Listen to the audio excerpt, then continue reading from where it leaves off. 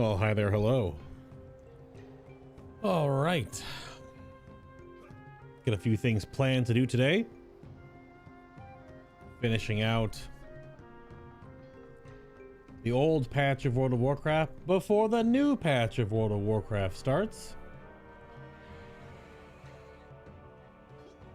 Also gonna watch the new motion comic and maybe listen to the audiobook sections that I have not yet listened to that are all about this current patch and the one that comes out in 2 days. This will be a few days in a row. Some World of Warcraft back to back to back, maybe to back. But trying to finish up, get everything done in the current patch before the new patch 12.1 comes out on Tuesday, as of recording, if you're watching on YouTube. If you're watching live, it is currently Sunday afternoon. I have a juice box, and I was gonna do a ritual site first. I'm trying to basically do everything that's on the side of my screen before Tuesday, and maybe try to work on a bunch more quests in the zones that I have not yet done yet. There's a whole bunch of quests here. I don't really know. These are all going to be just the midnight quests, but the main one we're going to be doing is going to be right there, which is the start of the Curse of Ulatek, which I guess only chapter 1 is available right now. Something like that. I think chapter 1's available. Yeah. So let's just do some nonsense in the background while... Sure, turn everything on.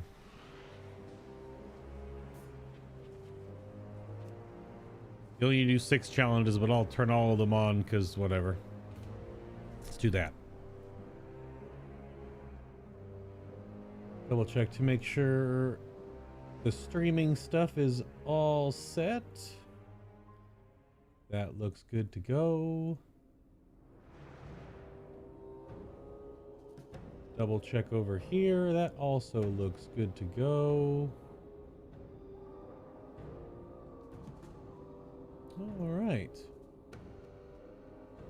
Very good.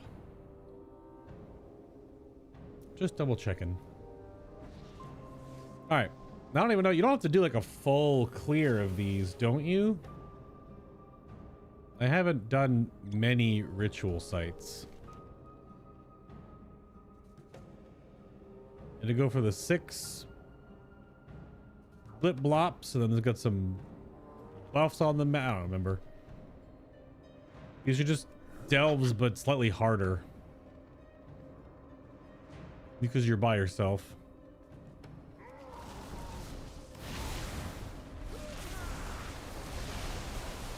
Delves, but slightly harder.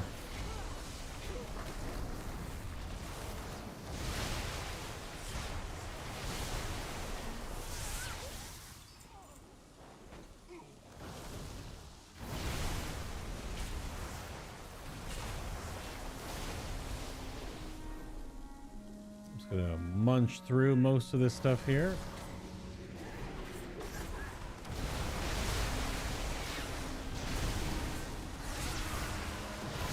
No, all the goo on the ground. That's right. That's the wrong target to interrupt. Good job, me.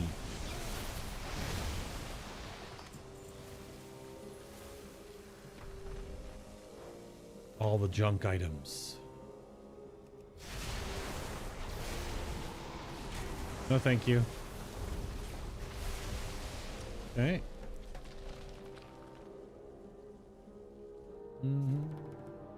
All right.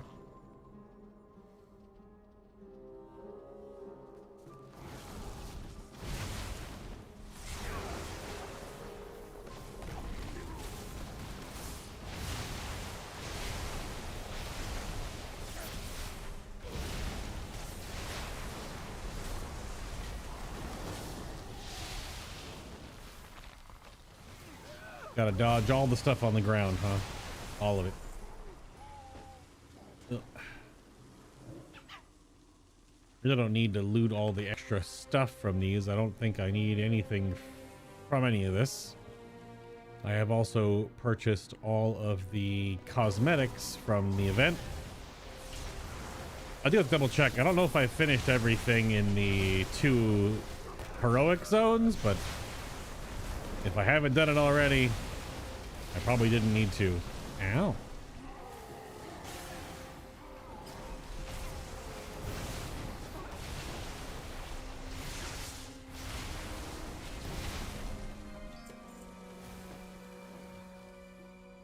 All right. The first buff shrine was over here.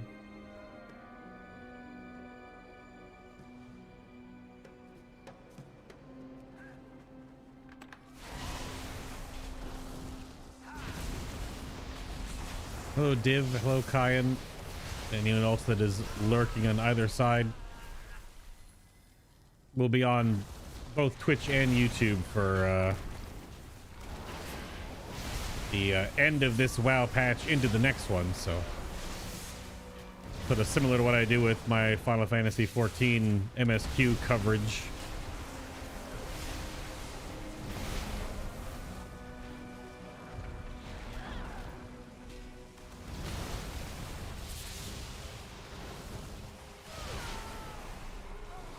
No, thank you.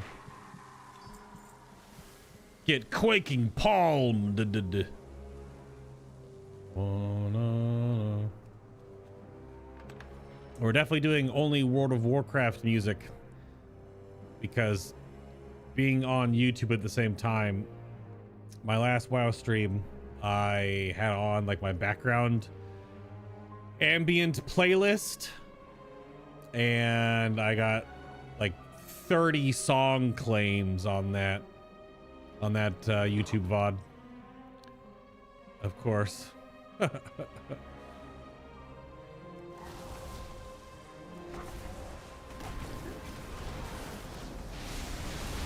Didn't do anything to the YouTube video. It just says I just couldn't monetize it because a bajillion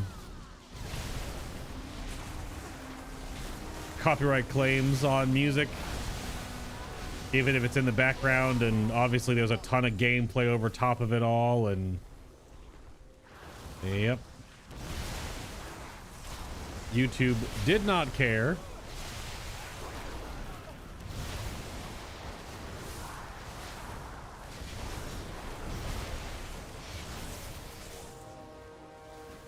A rare mob over yonder. Fair use. What the fuck is that? Lol, Lamau even? Yeah. Hello, Mutton. What's up, Wyatt? WoW player? What, me? Yeah, have been for years. I only raid heroic with friends now. I don't dabble in mythic raiding anymore. I've moved that end game desire over to savage raiding in Final Fantasy 14. Mostly because it takes 8-ish people to do savage raiding in Final Fantasy, whereas mythic raiding in WoW takes realistically 20, but more realistically like 24. Hello. So it's too many people, man. I did it for many years. Is my YouTube chat working? Let's double check. It is. Okay. Just making sure. That was a York. Oh, well, sure. I wasn't sure if I'd answered that question with you before or I'd talked about it, but yeah. Got a few days of WoW. Got some other stuff planned today. If you missed my preamble, there are 3 audiobooks for this patch that are out right now and a motion comic. So we're probably gonna listen. They're not like long audiobooks. They're each like 6 minutes long. I'm gonna put those on today and just sit back and listen into the story. After I do the first chapter here, just so we go into the whole patch with all the story bits. Yeah, there's a motion comic we'll watch, and then we'll listen to the 3 audiobook sections, which it's one audiobook. Blizzard just cut it up into more digestible YouTube pieces. Instead of dunking like a 20-minute video, they dunked 3 6-minute videos. Gotta try to get that ad revenue, you know what I mean? Also, my Arc UI is being funky. I do not see my trinket tracker. That changes on Tuesday, though. I'll be able to more easily track a few things. There it is. It just flipped right in. Blizzard sort of pulling back on some of the they're pulling back on some of the UI restrictions that they implemented in Midnight. Probably because they needed to go whole hog on defeating the weak Aura's arms race. And then it's funny though, they cut back on some of the restrictions on their API. I don't foresee the weak Aura's devs coming back to the platform though, even if there are more things that are going to be trackable. But I do believe they primarily went so crazy at the start of Midnight just to get rid of weak auras, sort of lock down their game a bit more, because the add-ons arms race was pretty crazy. And now they get realized what players would like, or what they can peel back a few layers of control on, I guess. And that comes out on Tuesday. Did I ever get a WoW music strike? I've never gotten a WoW music strike, no.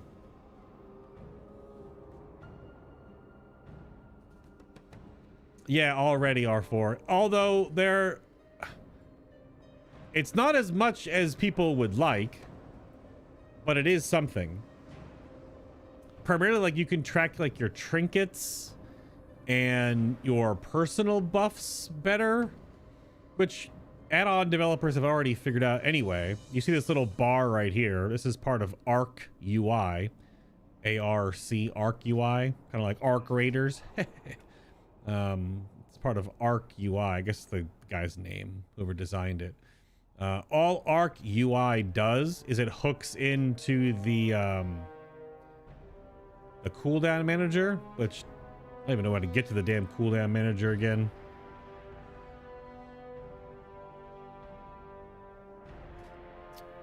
All it does is take the cooldown manager that Blizzard gave us and helps give you, like, it could turn a buff square into a bar. That's how I have a Maelstrom bar.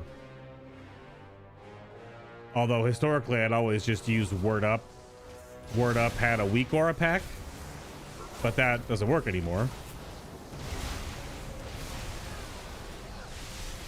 Although I'm not sure what changes he's made to his UI. I haven't asked him. Wonder what he's done to his UI to circumnavigate the issues that we have had with losing weak aura functionality.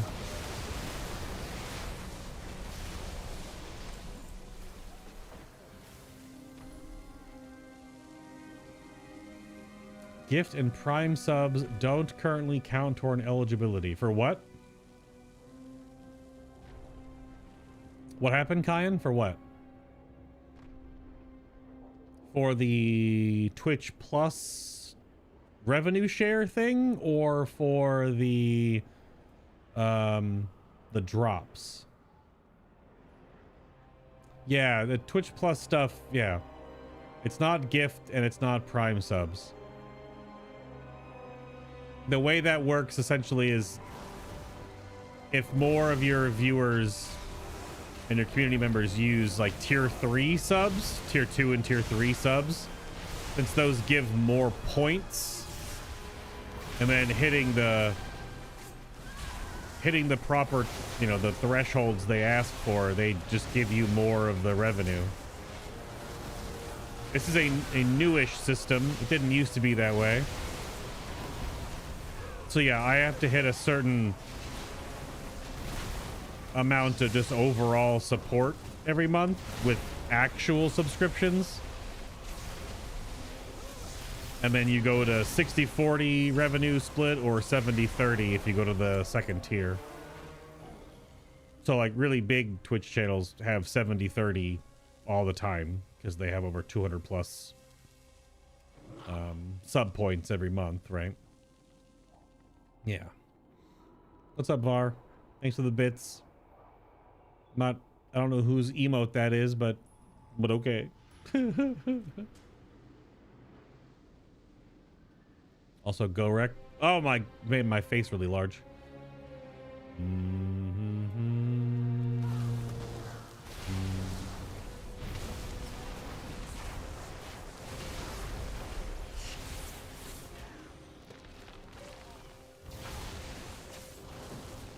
The way those hook into the game aren't as fast for tracking. You mean for well, like Arc UI stuff, Div, or the changes we're getting on Tuesday?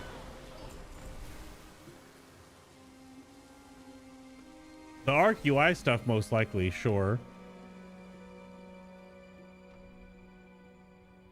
Because all the Arc UI stuff is doing is looking at like your buff bars and stuff, and things that Blizzard lets you track.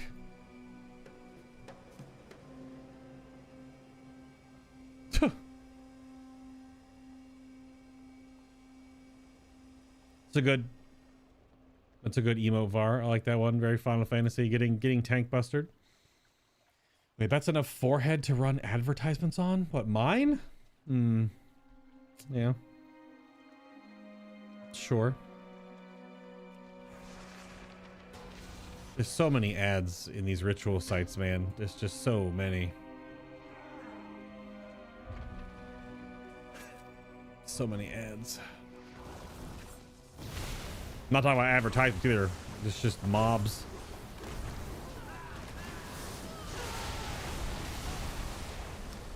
So many mobs.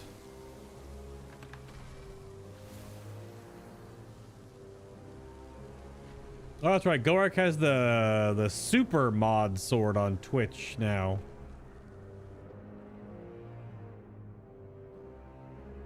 Although that's a cosmetic badge, right, Goark?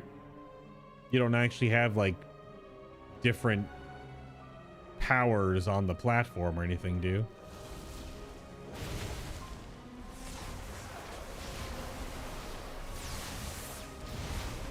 That could be a pretty interesting maybe like donation charity goal incentive, Var, this holiday season for either 2 to 3 months this year. So maybe starting as early as October, like October, November, December. Usually our charity month for Thankmas that we take part in is only during December. But this year, overall, Thankmas has partnered with the Make-A-Wish Foundation. And this year it's Wishmas. And it's 5 months long. Because their goal is to grant, I think, 300 wishes.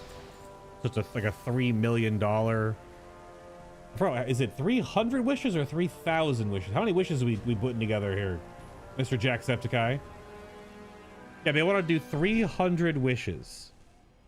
Currently, every wish is about $10,000. Yeah. So far, we've raised for 11 wishes, but it only has just started. But what I was thinking about doing this year for that collaboration and that charity event is maybe do like Return to the Roots and we'll be replaying Souls-likes, starting with maybe Elden Ring. That's what I started the But I'm Bad series about, was Elden Ring into Demon Souls, Dark Souls 1, 2, and 3, Bloodborne. Now, I don't know if we'll get through all of them in that time, but maybe. There's a chest right here somewhere.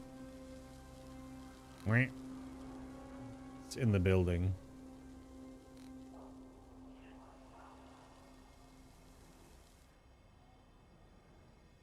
You think humanity is worse for not being able to emote react under people's messages everywhere? Oh no. But to Var's comment, what if I put like green body paint on my forehead and green screened out my forehead and then put like YouTube videos on my forehead? Although it would look weird because I'd have my hair on top of the green screened out forehead. I don't know. Obviously I need to dye my hair green as well and just green screen everything from my eyebrows up. Right? You can't confirm or deny. What?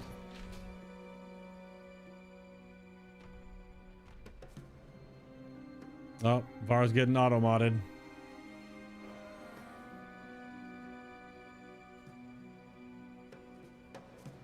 There have been streamers who have basically green screened their stream onto their naked green painted tits. Yeah, well, I'm not doing that. I'm stuck. Hello? Video game?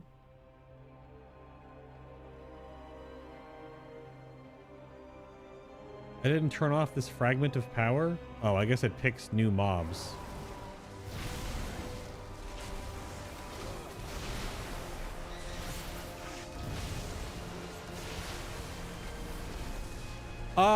I mean, I could maybe, I don't know how involved that game is, button, but I mean, I could put that in there somewhere, sure.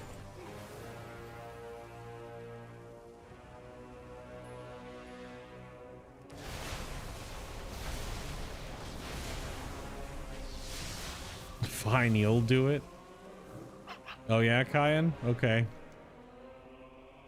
Okie doke. You gotta do that in that 2-hour window of you have time to do things for yourself every day. Only in that 2-hour window.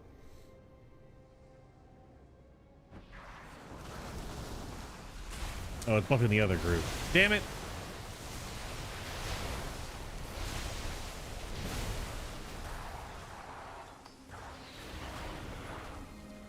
No, the can't confirm or deny is that you were. I asked you about the super mod badge on Twitch, which I guess I don't know why you can't confirm or deny if you have different powers or if it's a purely cosmetic badge. I feel like if you're a cop, you have to tell me you're a cop. Otherwise, that's entrapment. If you're a super mod, you gotta tell me you're a super mod. Otherwise, that's entrapment. Digital entrapment. Got your pal breeding farm up and running to max out expeditions. So is that like the end game of that system, R4? You need to breed certain pals with certain traits to make like a giant squad of 60 pals that are all totally jacked and juiced. What are you buffing?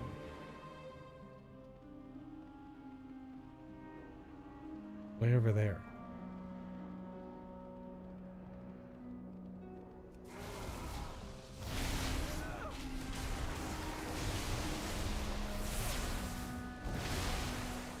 You genuinely can't answer or deny? That seems strange, but okay.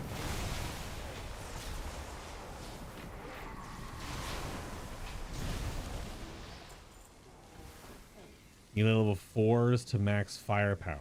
Oh, not about traits, just level 4s. Okay.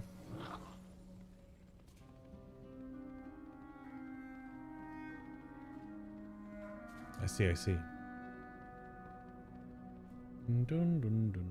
So yeah, I'm assuming this ritual site just to kill time to start the stream, even though it feels like I've been here for like 50 years now.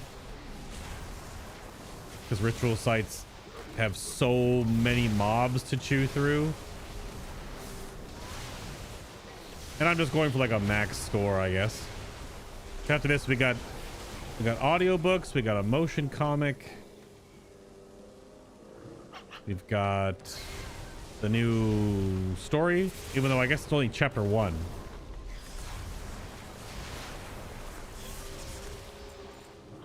Chapter 1 of the new patch story that came out already.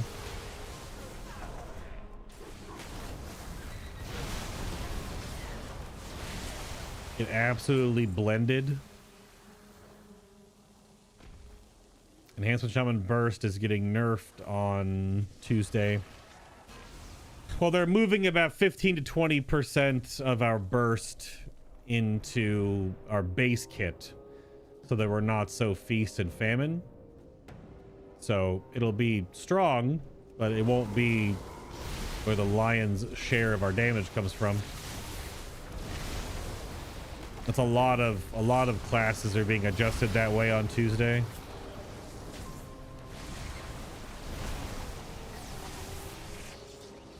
A lot of the games being adjusted for that.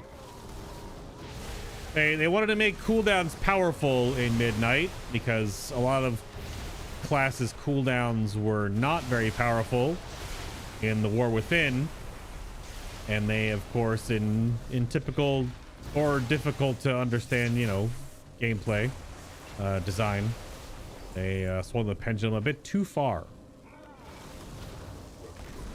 and then your damage windows were just too strong.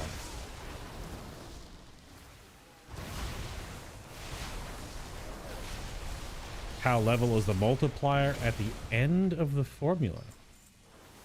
Seems to me that you've been either learning this all in situ in the game, R4, or have you been reading up on how all those systems work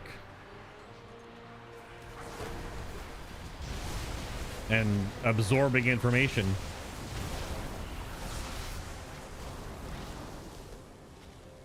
Really? Yeah.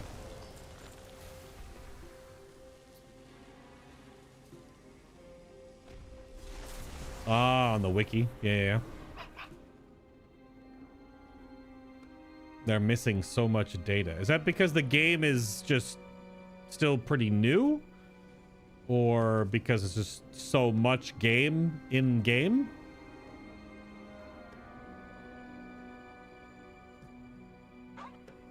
I've only put in like sub 30 hours into Pal World, so I don't know that much. I'm not sure. Because the game doesn't seem that like complicated.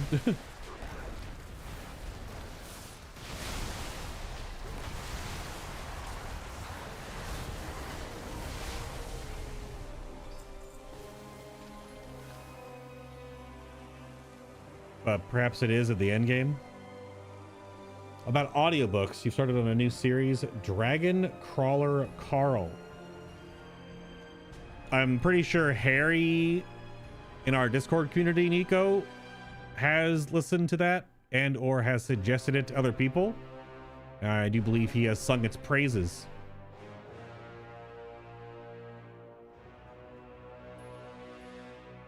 Yeah, I do believe that its praises have been sung. Background music a little too loud. I feel like I'm yelling. The background music swells up now and then, and I'm like, can you guys hear me?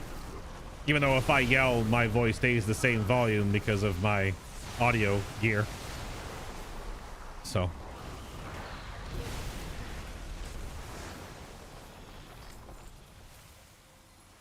They're still in the mid game.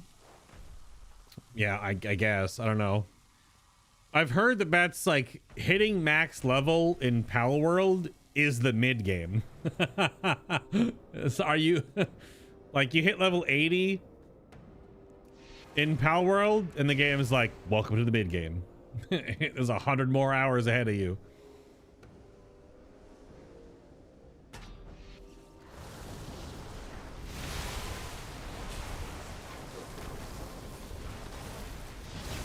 Yeah, it could be that too, Div. Yeah. Probably not documented by the dev. No, I mean, stuff like that's not going to be. And it's a creature monster, you know, trainer capture breeding game. And I learned the other day that apparently, yeah, even in Power World, there are like hidden IV levels similar to Pokemon. Where you've got all these like hidden stats or something, which there's Nexus mods to see that stuff so that it's not hidden to the player, which always makes me wonder, because the same shit happens in Pokemon games. Like, why? The devs know that players are just gonna put that shit as a mod, so why not just put it in your game? I don't know. Like, the savviest players in your community that are playing those types of games are gonna mod that shit. And lo and behold, it's modded. So, I guess it depends on if your game is moddable. But there's even like a phone overlay app for Pokemon Go to help you figure out your IVs and stuff. So even on the phone freaking app.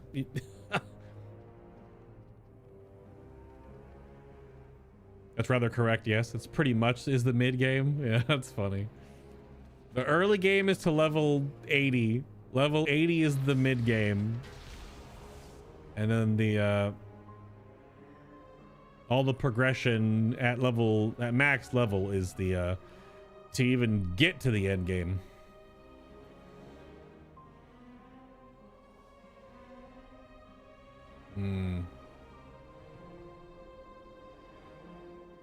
But you're only at 57, so you're not even at the real mid game. Yeah, that's crazy. Oh, yeah, it's cool though that it's just that big of a game. Did I get all of the altars? I did not. I only have 3 buffs. Did I buff over here? Oh, there it is. Just drag these mobs up here.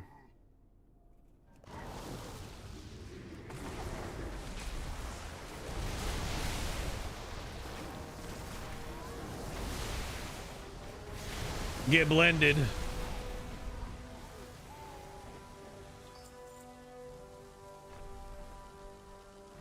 How about doing the raid bosses? Oh, the in Power World, you mean? Because there are raid bosses, then I've heard there's also hard mode bosses too. But by raid, you're still solo. It's a solo game, right? For that purpose? Or are the raid bosses like, can you summon multiple pals of yours or something? How do raid bosses in the game work?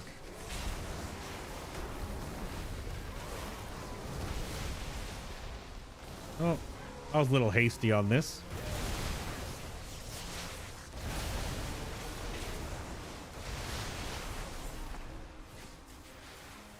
I like how, oh, I have the talent. I'm dead. I have the talent that it doesn't taunt.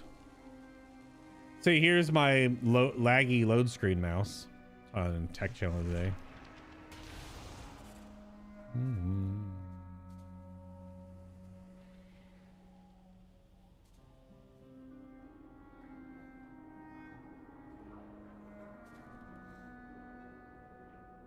Oh, hidden until you unlock accessories.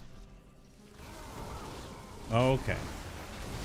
So I guess the mods that I've seen or that Harry's talked about are just things to circumnavigate waiting for a tech tree unlock. Okay.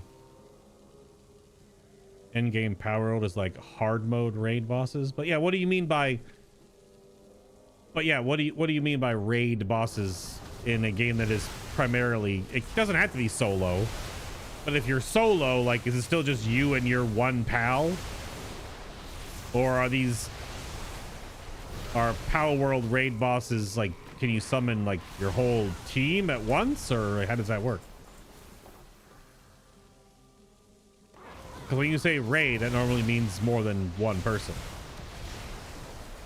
6, 8, 20, you know. I know you can play Power World together in co-op. Which is also weird that they're licensing out, Pocket Pair is licensing out Power World to Garena, which is, I believe it's a South Korean studio, to make a Power World MMO. But isn't Power World kind of like already an MMO? I mean, not really, but like spiritually. Raid bosses allow you to summon them to your base, so your base pals are part of the raid. Oh, son of a bitch. Really? Is that the first raid boss that I've experienced? Is like there's the first one that pick up all those fragments or something. There's a bunch of fragments that I've picked up that you need a stack of. It's that.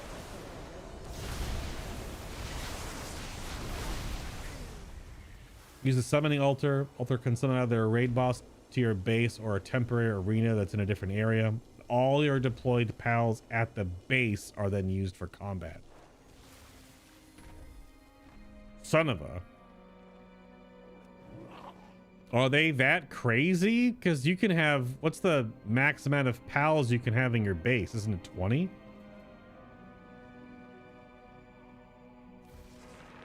So if you've got 20 pals plus yours, the first raid boss has 300,000 HP. My. This fruit paste is delicious. And the pottery is lovely. Damn. Let's find a level 28. Yeah, I think it's the first one as I have pieces of it. Or I've picked up shards or whatever that I need to combine. Yeah. I've picked up shards of something or other. Shards of Dun for all I know. What the hell is that emote, Q? This is a Homestar Runner?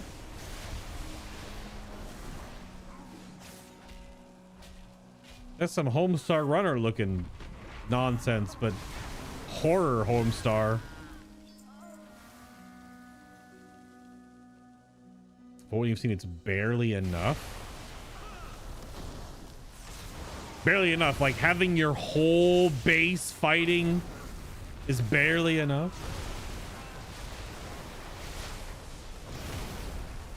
I mean, it clearly has to be enough in certain ways, because I've seen plenty of people posting that they've 100% of the game and beaten every hard mode boss and every hard mode raid and every this and every that, and the game's still only been out for like what, a month? So can't be that difficult. It's just literally just time and a formula / walkthrough, I'd imagine, or modded, because you can just mod the game.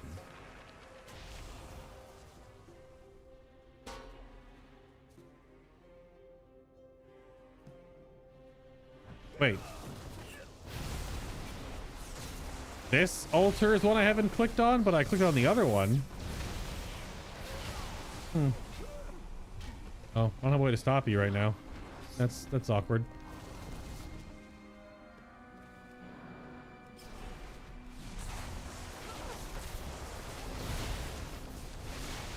Oh, it might be Bomberman. Yeah, true. It's just a little guy.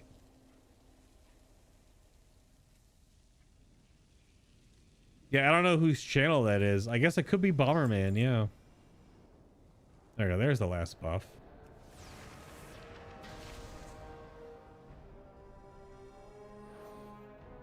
You can build a base around fighting bosses using mounted turrets. Holy crap. Okay. So like you can make a base that's all about summoning. Yeah, okay. Oh, there's so many fucking mobs in these.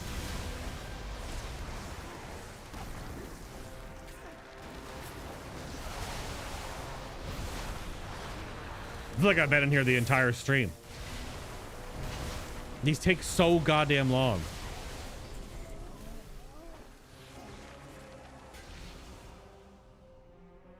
I'm not sure ritual sites went over too well with the community. They are just tedious. I mean, they're an amount of time equals reward, because that's just how World of Warcraft is. X time investment equals Y reward. Oh,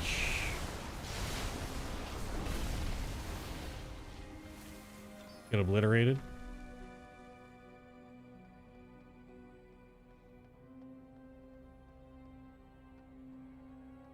What's up, Blue Blur? Can't get that one last decor duel achievement to find a win before 2 minutes. Oh, true, because decor duels do go away for whatever reason on Tuesday. I'm not sure why. Maybe they just know that not as many people are playing them, so they're just gonna cut that bandwidth out of the game when a new patch drops. I played a little bit of decor duels, but I'm also not big on like the housing and stuff, so I haven't really gone on my way to like get all the stuff for it or all the cosmetics.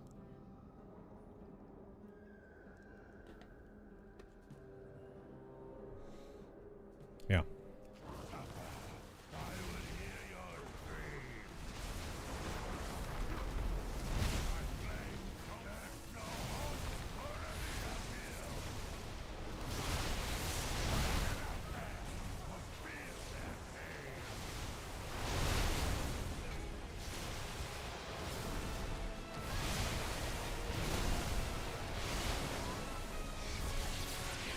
The boss music.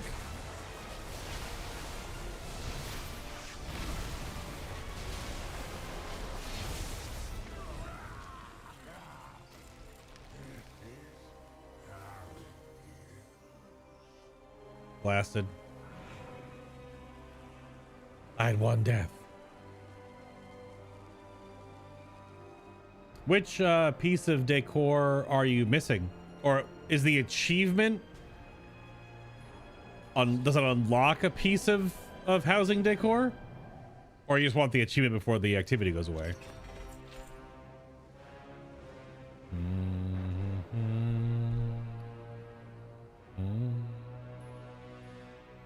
That chord progression still, I brought this up before when I first was doing ritual sites when they first came out.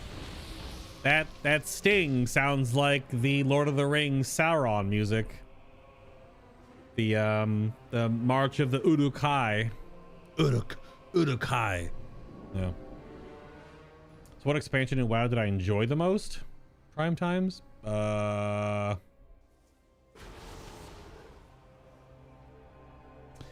tough. Because are you talking about like the whole thing? Or are you talking about like, you want me to give you like a WoW Krendor top 10, you know, pointless top 10 tier list of best WoW expansions based on the systems that they have added? I just watched his video about that, where he ranked all the WoW expansions based on the systems they brought into the game. It's pretty funny. There are some systems I forgot about. I was like, oh, that happened in that expansion? Oh. But I mean, from like an overall enjoyment and vibes and whatnot,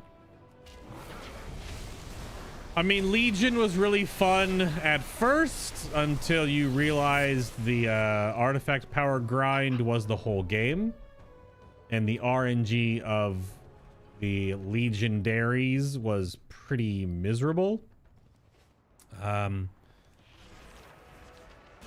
I think from like a memories time frame, I really enjoyed the Burning Crusade. Although looking back on, you can only remember so far back.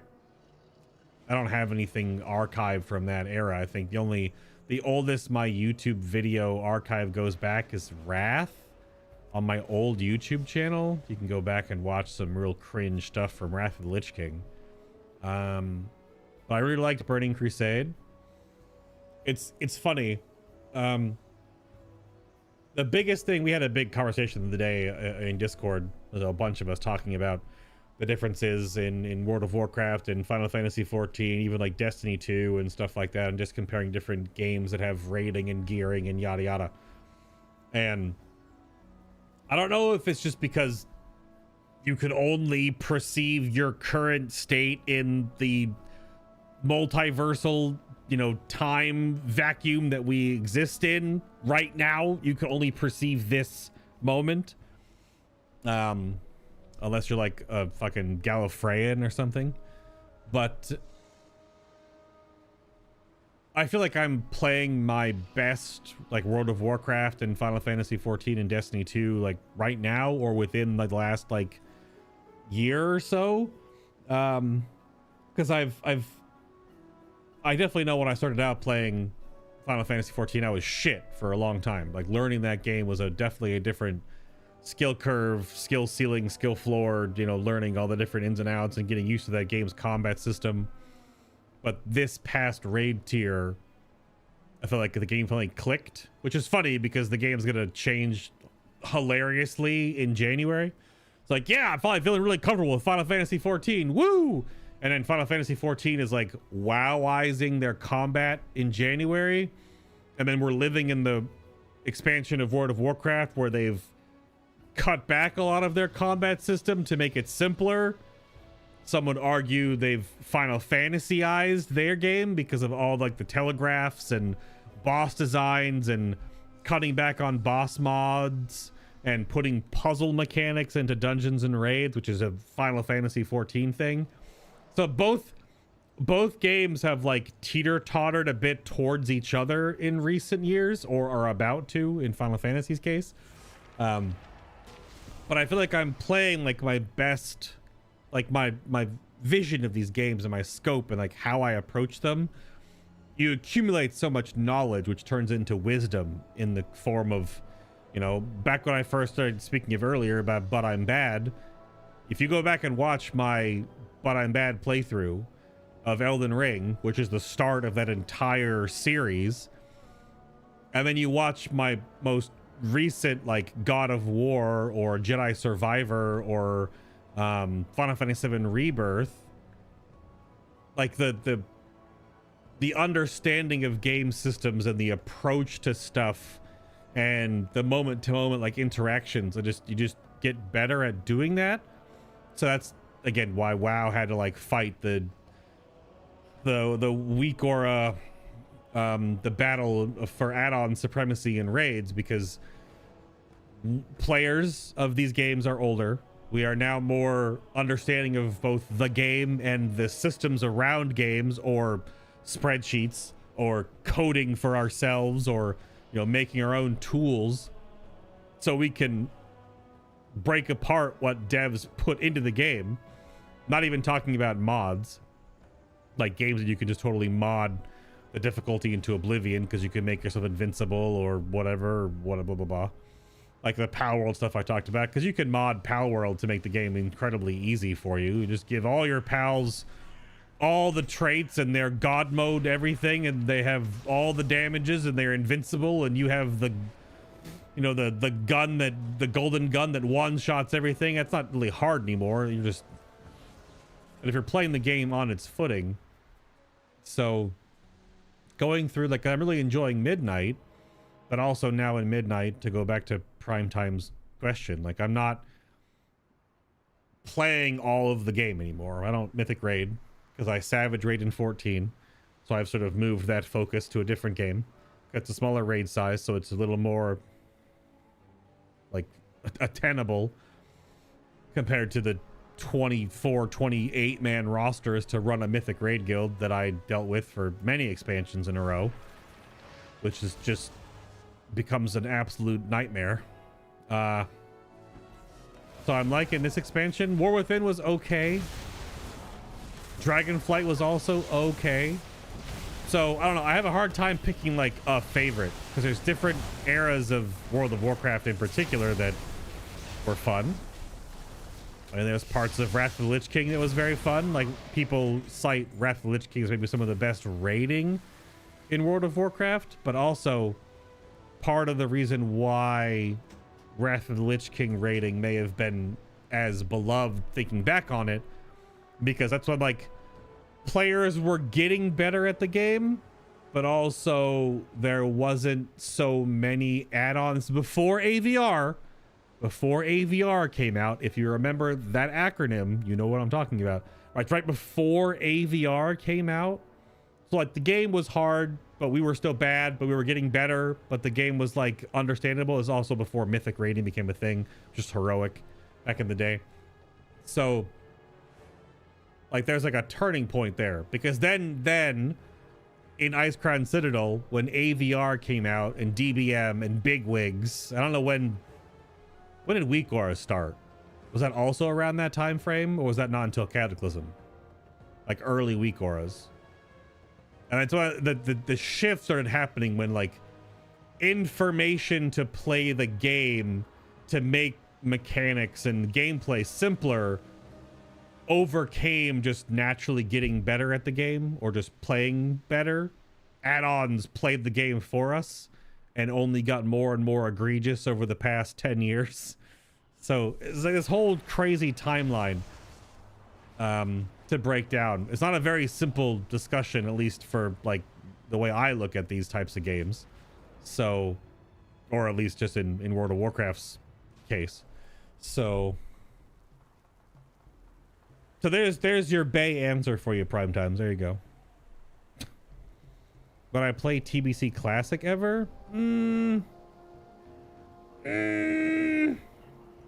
I tried playing Classic WoW. I tried playing Season of Discovery.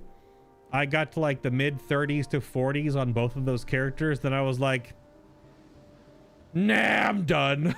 It's like I lived it. I already played those games in situ back in the day on my, you know, maybe 18 or 21 inch CRT monitor, or whatever. It probably wasn't 21. It was probably like a 17-inch monitor or whatever the hell it was. Big old honking giant chunk of glass and plastic desk titan of a monitor that had 720p resolution, if that. I was there, Gandalf, you know. Do not recite the old ways to me, which I was there when the stones were written. So, you know, I was there. I don't know. I don't feel the need to play Classic. I tried a little bit. I know I have some friends in the community that they play the older versions of the game, but that's also primarily because they never played them, because they're younger than me. So they didn't play those versions of the game. So they're experiencing, although it's not the exact same, they're more like perfected versions, right? Because they don't have all the old shit and jank that I had to deal with back in the day in comparison. Because they're like, you know, perfected on like the last patch and they're more balanced and blah, blah, blah. So, yeah.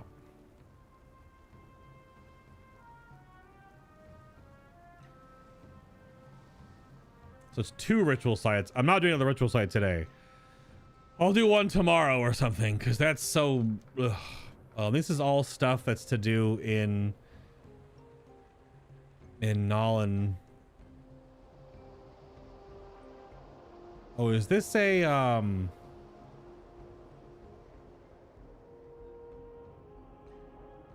Oh, this is a Argentina quest. Okay. I don't know what quest this is. The Conquered Heroes. Singularity quest.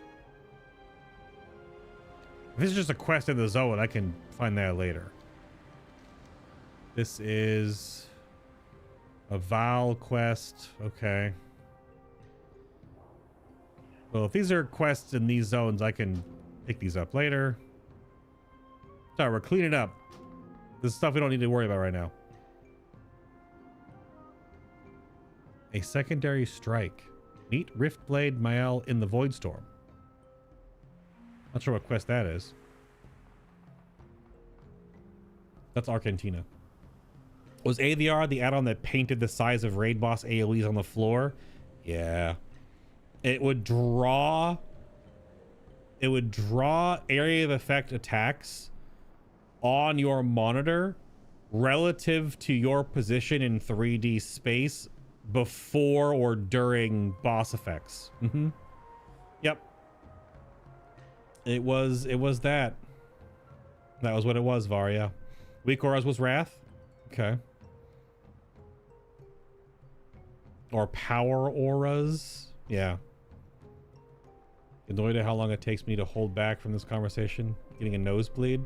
Wait, how much it takes you to hold back? Hold back what? You never used weak auras?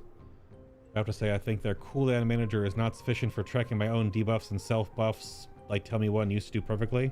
Well, so Laertes, that's changing on Tuesday. Somewhat. I don't know if you saw the blue post or they walked through. Blizzard is dialing back some of the API restrictions. So maybe to your specific point about tracking your own debuffs and self buffs, that might be a little better after Tuesday. Let me find that blue post for you real quick. Because I know they were changing that. Because right now it's pretty locked down. I mean, I had to find 2 different add-ons just to try to get some of the functionality back that I used to have for 15 years. Where was that post?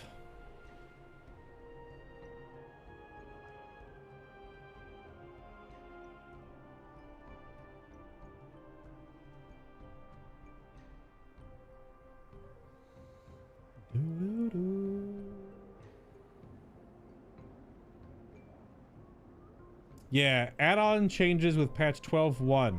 Custom aura trackers with add-ons. So let me, you're in the YouTube chat. So let me go drop that over there for you. Oops. So that's the, I'll put it in over here in Twitch too. That's the Wowhead article to the blue post, showing examples of the add-on changes through the API and their cooldown manager and tracker that are going to be changing on Tuesday. Yeah, only debuffs on enemies can be tracked. Will this will allow players to create dot trackers and pandemic warnings for their spells, but will not let you look up encounter mechanics or enemy player buffs in PvP. And only buffs on allies can be tracked. However, this will allow players to create a distinct alert for external buffs like power infusion, or even allow a priest to add an alert when their ally uses their own cooldown to time it with, but will not allow them to create custom trackers alerting players when they receive a buff like Illyria's Silver Strike Arrow. The exhaustion debuff is a specific exception to this rule, so we can track exhaustion a little easier now. All auras can have their own custom audio alerts assigned to them, even aside from the 2 rules above. This means you can still have an air horn when targeted by an encounter specific debuff, even though you won't be able to create a visual tracker for it. So they're rolling some things back. Being able to track your debuffs on enemies better and your buffs on allies. Buffs on allies is big for healing. Although I use Dander's frames for my raid frames now, and when I'm healing, I can see my HOTS, my Earth Shield. I can see when people pop their own personal cooldowns. So some of that must be visually tracked just based on the stupid square boxes of buffs and debuffs. But if the functionality for that's getting better on Tuesday, it'll be maybe just simpler or easier or more accurate, potentially. Yeah, that's on Tuesday. So that's one of the other things with the patch.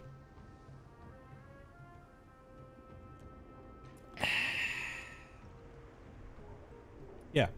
So we'll see. We'll see if it's any good. We'll see if it's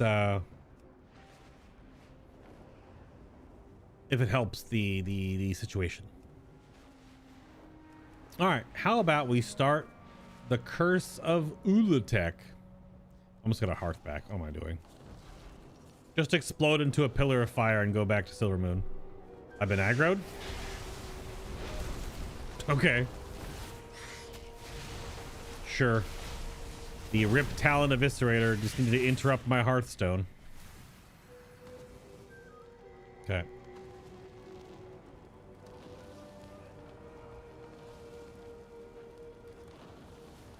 And kapoosh. Time for me to turn rather orange because Silver Moon City is very orange. Very, very orange. Yep. You saw all this crap.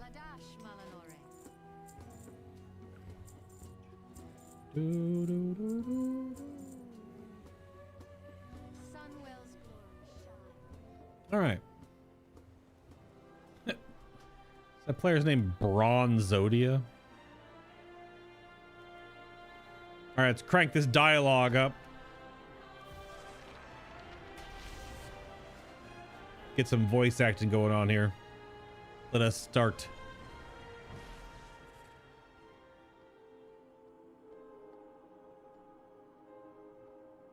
Yeah, I think we can do this. I would assume we do the whole chapter, then the audiobook and motion comic would make the most sense to follow. Or is the audiobook, whatever, that's the order we'll do it in. So I'm not going to just sit here for 20 minutes while the audiobook plays, so.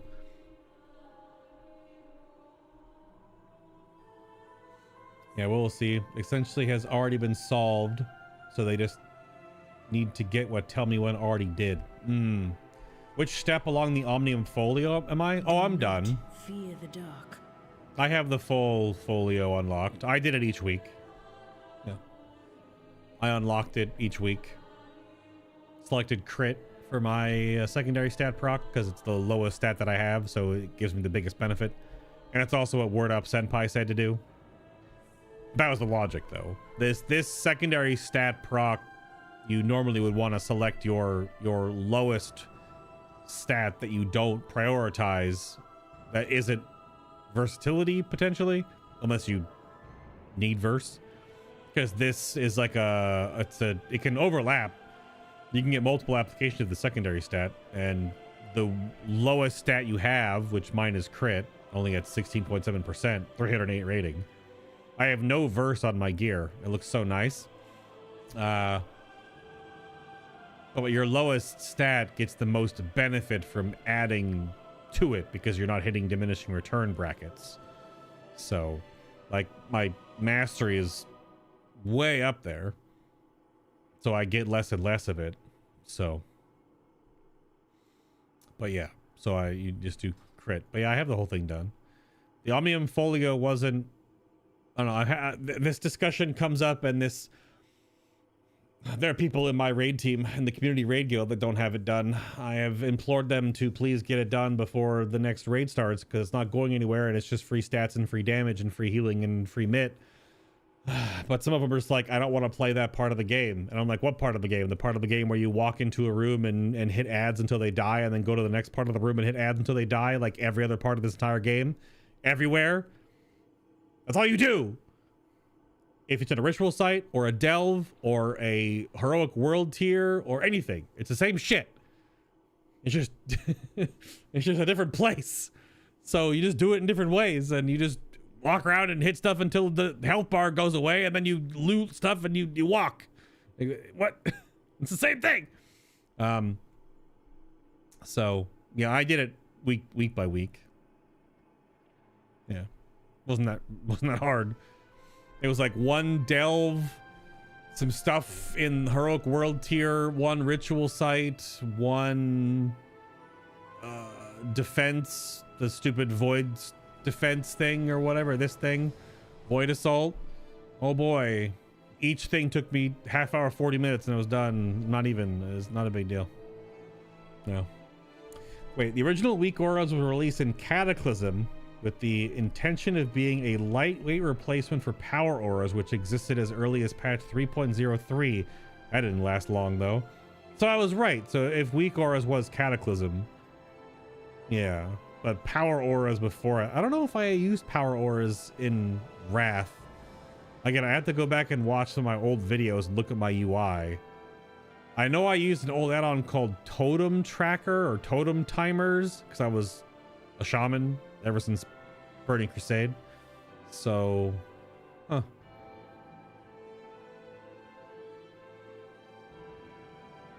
The part of the game that makes you a better member of the team in the part that you want to play. Clown reasoning. I don't know. I don't know. They have issues doing parts of the game that they feel are boring, but to me, logically it's all the same. It's 90% the same. And I guess they have a problem with the 10% being different. Yeah, the original intent of weak auras was to replace texture stuff during Firelands. Oh, is that when they added in? Is that when Blizzard added the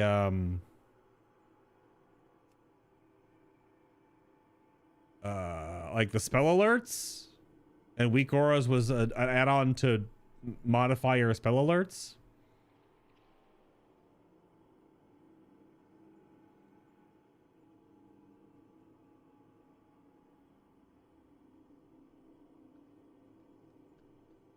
That may have been it. So I remember some of the really old, bad looking, the little like glowing PNGs or something like that.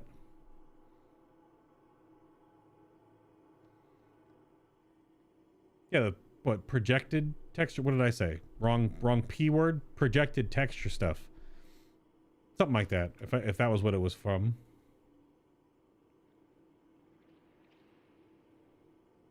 Right. Kyan, I mean, I feel the same way. That's fine. But I also just like a delve versus a mythic plus versus a ritual site versus a raid. They're like all the same stuff. You may have more or less people with you doing them, but you walk into a room, you hit ads until their HP goes to 0. You pull the next ads, you hit them until their HP goes to 0, repeat. Eventually you loot some stuff and fight a boss. Tell me that's not every single thing in this game. Raids, delves, dungeons, ritual sites, world content. So you do. Some of it's just easier than other stuff. Some stuff you have to hit more buttons than others. That's just what the game is. Different flavors of the same cereal. Yeah. Well, projected textures were the ground effects. That's what AVR did? Is that what you were? Because what was early weak auras doing with projected textures in game? Because by then AVR didn't last Wrath. It was nixed before the end of Wrath of the Lich King. The Firelands stuff? Like the red on red. Could add-ons back in the day have modified those? Like recolored spell effects in game? I guess I don't remember that. I don't remember the ability to recolor spell effects. 2 overlays? Damn. Okay. So it wasn't even just to put buttons on your screen. When did that happen? When did the buttons on screen happen?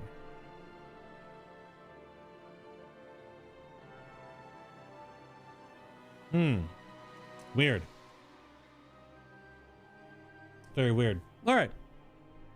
Let us begin. This is the 1207 chapter 1 of the Curse of Ulatek, which of course shall continue when the patch actually comes out on Tuesday. So this is Orwena here with Hagar's invitation.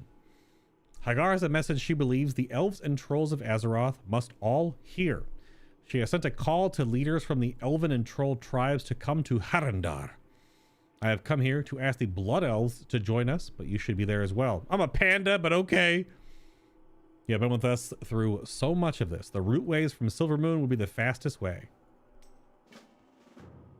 Elder Hagar has called on the elven leaders to join this gathering in Harandar. It is of great importance.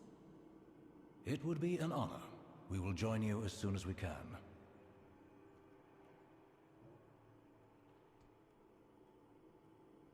Okay. Nothing to say to me? I greet you on behalf of Silvermoon.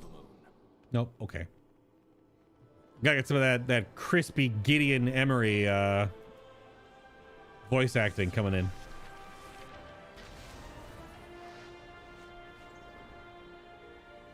All power auras could do is track player buffs and debuffs. Right. So maybe I did use power auras, but I didn't use weak auras. I have to go back and look at my old videos to see. So I know I have some old Wrath of the Lich King videos on Good. You are here. The elders and others await you below. Okay.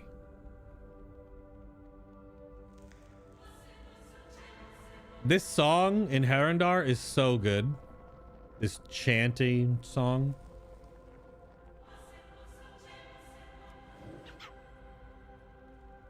For some reason, it also has like Moana vibes. The animated film, not the bastardization of the elves and trolls are here. physical We one. await only the blood elves and the Amani. Oh, Umbric's here. All paths are possible. What's up, Umbric? What the hell, Kyan? Shandy? I am listening. Yo, best elf in the game? Speak freely. The sentinels stand ready. All right, Mutton. Sounds good, man. Much remains to be done. Who else is here? Oh, okay. Yo, it's Zappy Boy? This is Zappy Boy. Zakan is Zappy Boy from Battle for Azeroth cinematic with Sourfang. This is Zappy Boy. Something like that, Div. Maybe not even, maybe like a 2%. I have Arisa. Baladash Malanor. And Baladash Malanori to you too, whatever the hell that means. But that's the issue I have, is that if you don't get the folio and you don't think a 2% increase in your overall damage is worth it, then everything falls apart. Then you should not use weapon enchants. You shouldn't even worry about trinkets then, because trinkets are only ever 1 to 2% of your damage. So just stop gearing then. Might as well. A 13 eye level increase is like a 1 or 2% damage increase. Might as well not gear up then. Nah, it's not worth it. If you start looking at 1-2% damage increase is not worth the time, then every 2% damage increase isn't worth your time. This is crazy that Queen Talanji is here. This is cool.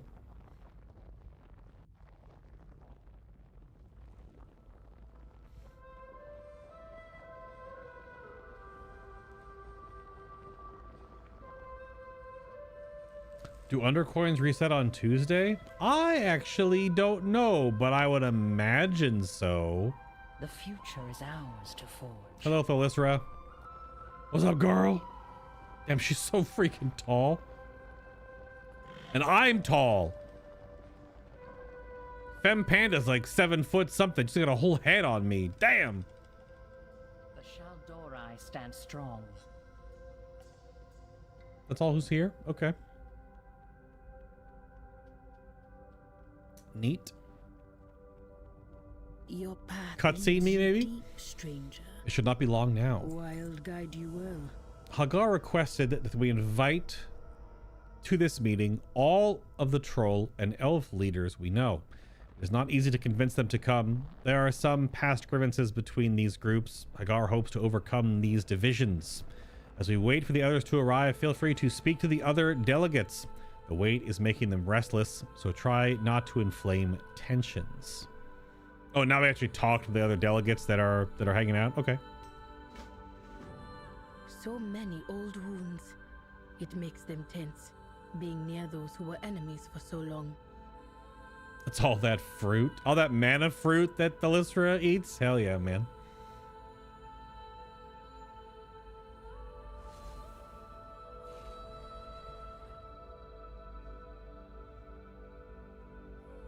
Yeah, that's totally fair also, Kyan, yeah. It's just every upgrade in this type of game is like a 1 to 3% damage increase. And each individual damage increase or survivability increase is nothing. But once you have 10 of them or 15 of them, as you slowly gear up, then all of a sudden you're 30% stronger than you were before. That's the point. It's just that it's just small compounding additive and multiplicative bonuses. So it's just, yeah. All it is. Greetings, traveler. It's not much, but nothing really is. You just need to get as many little things as you can to just do as what it. World of Warcraft, very specifically, and Final Fantasy is as well, but Final Fantasy 14 has way less dice because that combat system in that game is like you hit all spells. So do you crit, do you direct hit, or do you direct hit crit? That's it. That's all the dice you roll. In World of Warcraft, you're rolling trinkets and talents and set bonuses and the Omnium Folio now and weapon enchants and all this other. You're rolling too many dice. But in WoW, you just need to roll more dice because it's just math. It's just math. Hello, I'm Brick. Whatever the Heronir wish to share, this is an excuse to see this new land. Even now, the Rendori are seldom thought of as equals by, well, anyone. Unless they need a portal or some shadow monster banished. Then it's back to the Void with you, Umbrick. Maybe not the Void anymore, but you have a peachy office in Silvermoon Square now. At least these Heronir consider us as important as the trolls. Well, spoiler alert, you guys are trolls. Well, you were many years ago. I don't know how old is Azeroth. Do not bend to the whisper. For a group that has avoided trolls and elves for so long, the Heronir seem rather rushed to tell us something.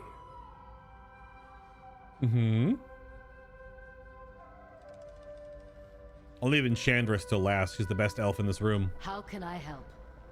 It has been strange fighting alongside the Kaldori once again. Erator managed to temper the divisions among the elves, but some hostility still remains lurking beneath the surface. I once thought that when Surmar was liberated from the Burning Legion, that we would be reunited with our Kaldori cousins, but they still resented us for Elisanne's betrayal. Well, she was a bitch. We might have tried harder to bridge these divisions, but I did not want to subject my people to the Kaldori's arrogance and mistrust. Parentheses, and blatant racism. Close parentheses. Until recently, I thought we would have to forge our future without them. And now, I suppose time will tell if these new bonds last. Wisdom guide yours. Many Kaldori still view us with scorn. To them, we are either cowards who hid from the Legion, or traitors who joined the Horde.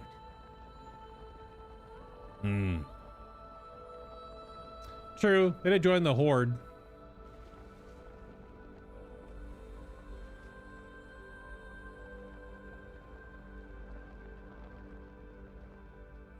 This is super interesting. Times change, and so must the Zandalari. I know little of De Heronir beyond the reports from the Horde Council. They seem few in number and disorganized, unlikely to be a threat to Zandalar. Well, okay, sure. Still, let it not be said that the Queen of Zandalar is too proud to answer such a call. I know some of them wish to join the Horde, and they will know we return respect when it is shown to us. Interesting. Why'd you bring so many troops? Because she's a queen? So many? This is a fraction of my honor guard. If anything, I brought fewer. The Zandalari are proud people, sometimes so proud we believe we are invincible. No longer. I've made it my priority to never underestimate our enemies. Surprise attacks, assassinations. We will not be caught unaware again. Talanji narrows her eyes. I have not forgotten what the Alliance did to my father, and I never will. Your dad was going crazy style, okay? He was going fucking cuckoo for Cocoa Puffs. And you never go full cuckoo for Cocoa Puffs, all right? He was also manipulated by the Loa of Death because he was an idiot and a dingus. Vengeance for the fallen. All of Azeroth respects the Heranir for fighting against the Void. But to bring so many old enemies to one place, watch carefully. Yeah, that's true. True. Oh, we don't actually talk to Zappy Boy. We talk to fucking Rokan. Man, shit. Oh, he does have a blob, though. That's fun. As an ambassador for the Horde, I worked with many of the people of Azeroth. When I heard about Dawnwell, I thought the elves would be nicer. I never expected to be seeing them still being wary of each other. It seems now that Xal'atath is gone, well, a few be going back to their old hatreds. I don't be understanding it. Still so much anger about old fights when facing the end of the world. I guess it's no different for us trolls. We still got dark spear that want to run through every Gurabashi they see. They always be having a reason for the hate. Even when we come together, it usually don't last. Zakan shakes his head. See, Mio was talking some crap in Discord earlier. Where's the war in my Warcraft? It's in text. The Horde be our family. I be honored to serve. Honor the spirits of the past. I be listening. All right, Rokan. The Blood Elves be having history with the Amani. They not the only ones. The Dark Spear have always been a smaller tribe. We got no gleaming cities or glorious armies. Tribes like the Amani, Gurabashi, and Drakari all had empires. To them, the smaller tribes were easy pickings, either subjects or victims. So tribes like the Darkspear, we got kicked around, pushed aside, and left to toil, even by the Zandalari. That was why we joined the Horde. Not just for protection, nah. Thrall saw us as a vital part of the Horde. Not just another tribe to conquer. This is like going all the way back to freaking Warcraft 3 right here with the Darkspear. Now, none of them got empires but the Zandalari. It was clever of the Heranir to only invite a few tribes, or some might look for payback. Fair. Come back if you need me help. The Darkspear spilled blood with some of the trolls and elves here. But I'd be willing to set aside old rivalries for the common court. Oh, true. Yeah, sorry. Rastakhan was evil all the way back into Cataclysm and Mists. Yeah, that boy was crazy. For a while. We stand together. Hi, Arisa. I have my differences with many of those gathered here. The Blood Elves refused to let me come home and sided with our enemies, but we found a way to move forward, to work together against Xal'atath and her minions. But the Amani, they have been at our throats for so long. Everyone in Quel'Thalas has lost friends and family to Amani axes. How do you forgive? I know their leader fought to liberate the Sunwell and that Lady Liadrin has vouched for them. Despite this, I don't understand how Liadrin can set aside her hatred. Arisa snorts. I have not. Fair enough.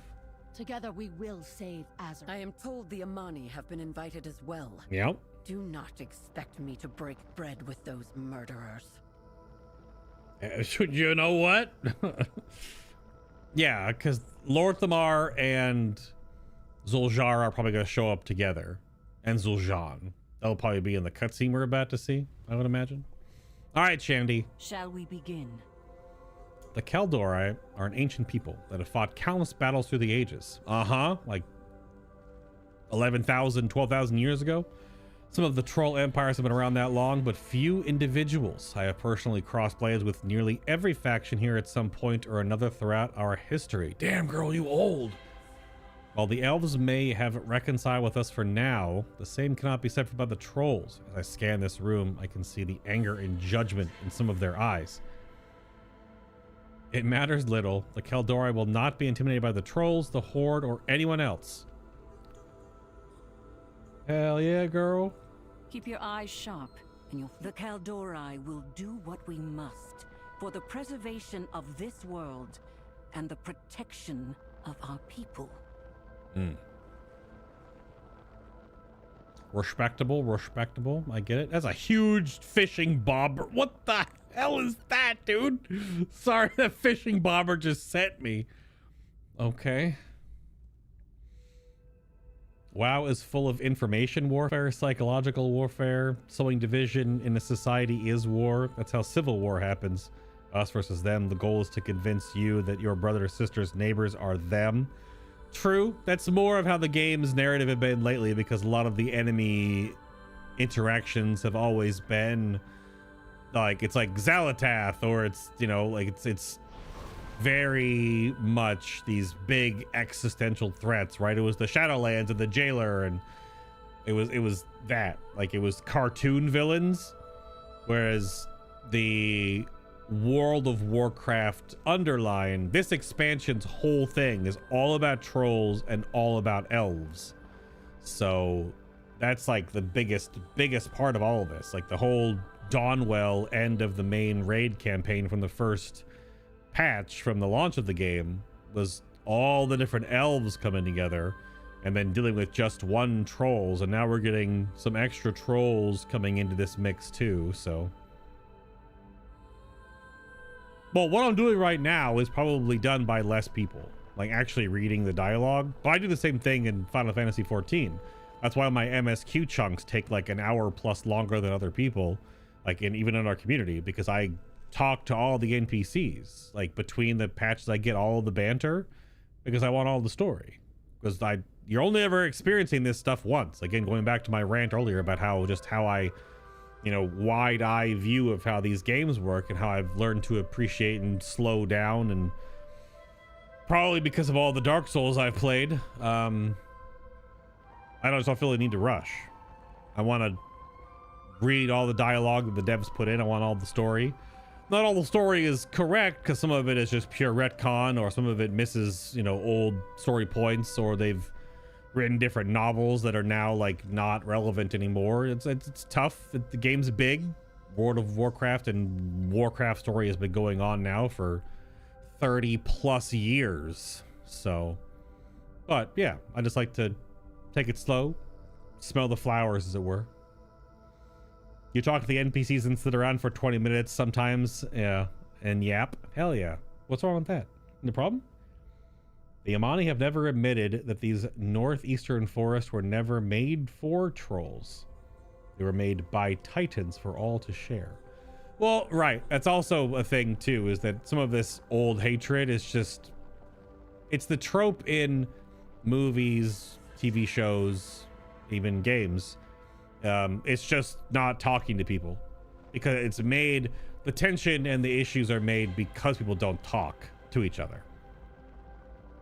It's orchestrated in a way where they don't talk and don't discuss stuff with each other. That's why misunderstandings and issues can arise from not talking. That's a trope for forever. Doesn't that all go all the way back to like Shakespearean time? I mean, it's just how stories are told. Although you can see it, even Christopher Nolan, because of people are like criticizing the Odyssey for having tropes and recognizable storytelling, like stereotypes in the Odyssey. And I'm like, motherfucker, they've been around for thousands of years. It's not new. That's just how literature has things in stories from the before times. He's just using them because they're also storytelling points, because they also are able to translate easily, keep it simple, stupid, to the audience. That's just... Speak to me.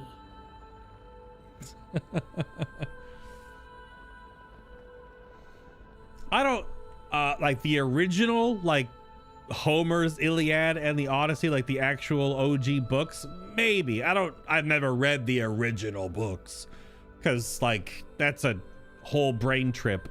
I'm probably also too stupid to read those books. So the Iliad's definitely up there if it's not the oldest story. I don't know if it's the oldest story because technically weren't there like old Chinese stories from even before then? So, and then you could go back. Are there not older than that? Like, where are the first stories from? You know, and how do they could they even translate to modern speech? And while other people have game sounds muted, listen to music, or watch videos on the side, or completely disconnected from what's happening in the game, and then complain about no story. Yeah, that happens as well, Q. Yep. Or this is like you might have ADHD if you've got in-game music on, in-game voices on, you've got an audiobook on, and a YouTube video on, and or also some stream idiot on at the same time. I don't know how. Maybe you just have incredible parsing in your brain that each audio track can be put to the right place so you can understand and discern everything that's happening, even though you're getting stimulus from 4 or 5 different visual and audio sources all at once. Do you retain all of it? Maybe. Are you a superhuman? Possibly. But do you have ADHD? Are you on the spectrum? Are you a little autistic? Also, maybe. That also could be true. That's okay, but like it could be true. It might be. I'm very like one thing at a time, but I'm also like that's just how I've been for a long time. I went to film school to study film and learn about film and TV and cinema. So if I'm watching a film, I'm only watching the film. If I'm listening to an audiobook, I'm listening to the audiobook. I just, if I'm playing the game, I'm playing the game. Right? That's it. I very, very, very rarely am like doing 2 things at once. Like if I'm playing like Arc Raiders by myself and chilling, or I'm playing Destiny or whatever like that, I might have a Northern Lion video up, or a Gaming Merchant, you know, VOD up, or something like that. Like I'll have that going, but that's like the game is no longer the focus because I'm not doing anything that requires my brain power. I'm listening to the whatever, right? That's like a 1.5 things. But yeah, I don't know. I can't do like the multi stimuli. I can't do it. Stop calling me out. Should add the caveat that this is the oldest written Western Hemisphere story. Oh, sure, R4. Yeah. Subway Surfer and the TikTok Minecraft parkour. Ugh. If there's anything that is like the absolute antithesis, like the pinnacle, the peak, the top, the epicenter, the black hole of brain rot, it's that kind of shit, Kyan. it's that kind of shit, man. Hell yeah, go wreck. Sorry, I only play good games. Yeah, I only play good games. So yeah. All right, Arwena. I have received word that our final delegates have arrived. Shall we go greet them? I have finished speaking to the delegates, and it's a little play button.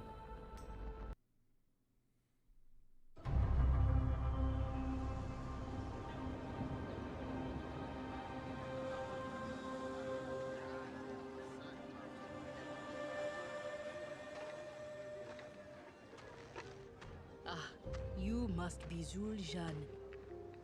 Welcome to Herinda. It is an honor. Why have you asked me here? Mother Hagar has asked many to come. Both trolls and elves. Lorthamar, this is Zul'Jan of the Amani. Zul'Jan, this is I know who he is. Bold of the Amani to send the one who raided our forest as their emissary. Your forest? You're lucky I haven't cut your throat already. There will be no violence in this place. Welcome. Many of you have traveled far to be here. Please, come. Away now?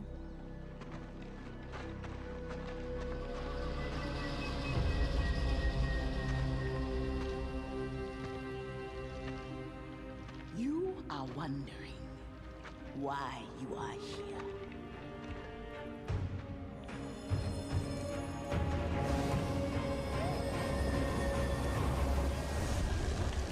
Generations upon generations ago, we Haranir stalked the forests of the world above, until we heard the call of our goddess. Seeking her warmth, some left the forest behind, vanishing deep within the sacred hollows of the world. But many Haranir remained above, and over time, they changed, splintering apart as millennia passed, giving rise to mighty empires and terrible wars, fought by those who had forgotten they had ever been one people. I like that. I like that. But here we are, together. Elves, trolls, and Haranir. We are all the descendants of one lineage. We are, in essence, one people. And now, we can be so once again. Lies.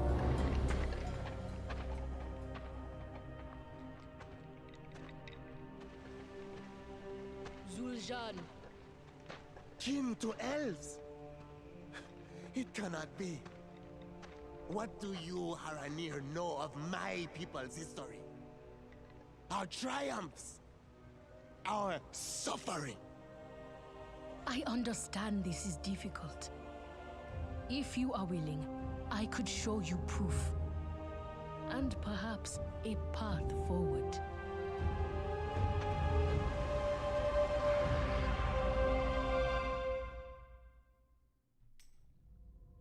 Ashura? Oh, nice to see another familiar face here. That was great. That was awesome.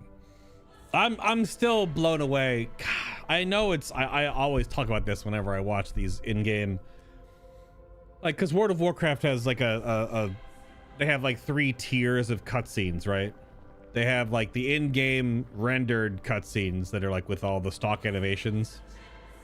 And they're extra little bits and pieces of the story. They're not usually the main bits. Then you have these, which are the like in-game smooth, like fully rendered. They're pre-rendered when the game plays, and they just place the cutscene. But they're so damn good. They've gotten so good, because I was watching a lot of the animations. Is this cutscene even up on their YouTube yet? Is this cutscene up on the YouTube? I don't know if I saw it. I'm sure it's been archived by like Wowhead or something. Yeah, the update trailer is there, but this story trailer isn't. This like story cutscene isn't there. So now, yeah, where does I wonder where the short story takes place. But I was watching all like the little animations, like Lorthamar's chest puffing up, and the way his eyebrows moved, and then the way Zul'Jan was like uncomfortable and breathing heavily, and his little like eyeball twitches, and his head was like doing one of these, like, because he was like, you know, the interior rage when your blood pressure rises, usually your body starts to twitch a bit. Like, they were animating all those little idiosyncrasies of his character. Leandrin was like totally calm and fluid. Like, all these little things. These are all hand animated cutscenes. I'm sure they are assisted by motion capturing like normal movements and stuff.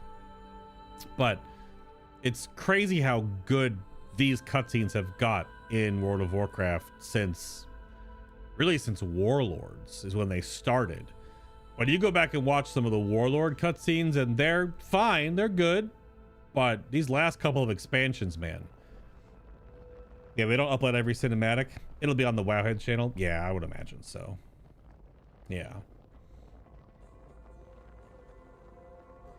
Yeah, Gilgamesh and Enkidu stuff was older than the Iliad. Yeah, that's what we just talked about, how Iliad might be the Western oldest story. A retcon that is not possible since trolls existed before the dark trolls that hid near Hyjal go below to Harandar in the first place. Yeah, I don't know. From my understanding, progenitor race of trolls and elves is a missing link, and then they split. So Blizzard Dev had to put out a tweet saying that the cutscene you saw was not the objective truth. It's only an opinion of Hagar using that unreliable orange vision magic. But we still, like, trolls and elves are still connected, though. I thought that was ancient World of Warcraft lore from back in the day, that they still have like a lineage that traces back to like a single people before it's split. I thought it would split because of the Titans. That was still long time ago. Interesting that someone from Blizzard had to say that that cutscene wasn't objective truth. Do you have that post? Logic loophole here is the trolls and elves are immortal. How come they don't know how they are descended? Well,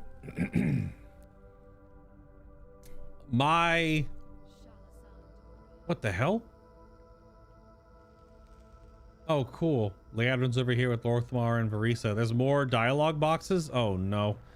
So, Valtois and Oculith are here? Why, hello. Hello? Have you made a discovery?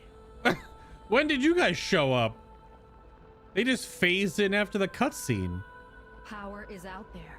Hello, Valtois. We only reach for it. Okay. Anyone else show up? Oh, yeah. I stand with you. It's fucking Bro Bear Mantle? This guy is so old. Whoa. It's Torundo the Grizzled. I don't remember who he is, but he has a name. A whole bunch of extra characters just popped up after the cutscene. Oh, Zakan's over here talking with Rokan and Talanji. This is neat. Oh my god, I don't know if they all have text boxes. I'm gonna talk to them before I talk to Kinduru here. I have had part of this spoiled for me already of what happens to him, or with him and Zul'Jin. It's in the freaking patch trailer, and I watched it like an idiot. Blizzard is now trying to walk back more of the Chronicles, because trolls were the first non-Titan race on the planet. Yeah, I thought interesting. So I thought we learned about that kind of stuff in the Titan discs last expansion.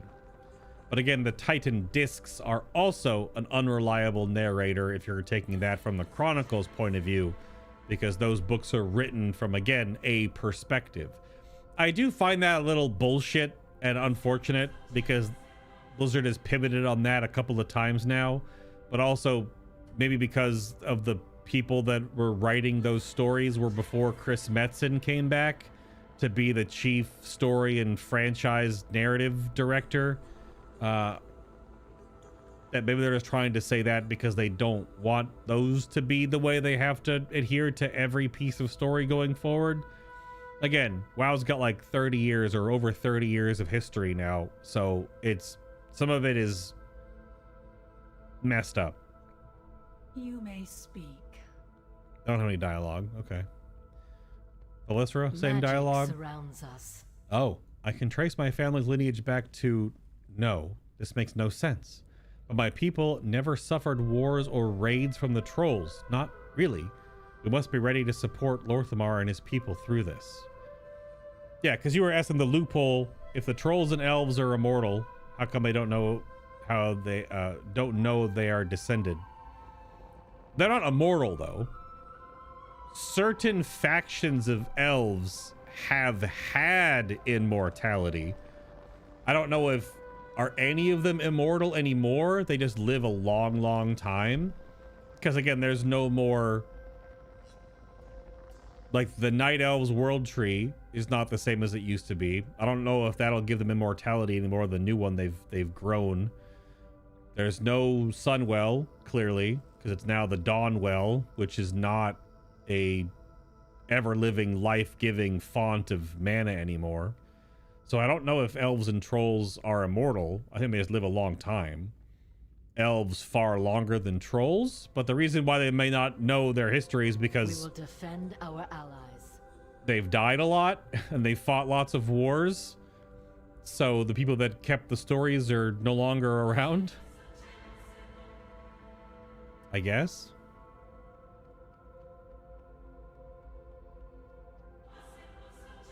Oh, nice, Blue Blair. Are you just spamming decor duels? Yeah, none of them mortal after the Sundering. Yeah.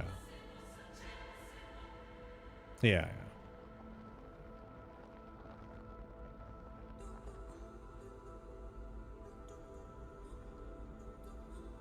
Yeah, trolls came into existence because of the Titans working with the Well of Eternity, as that caused non-sentient animals to become the first trolls.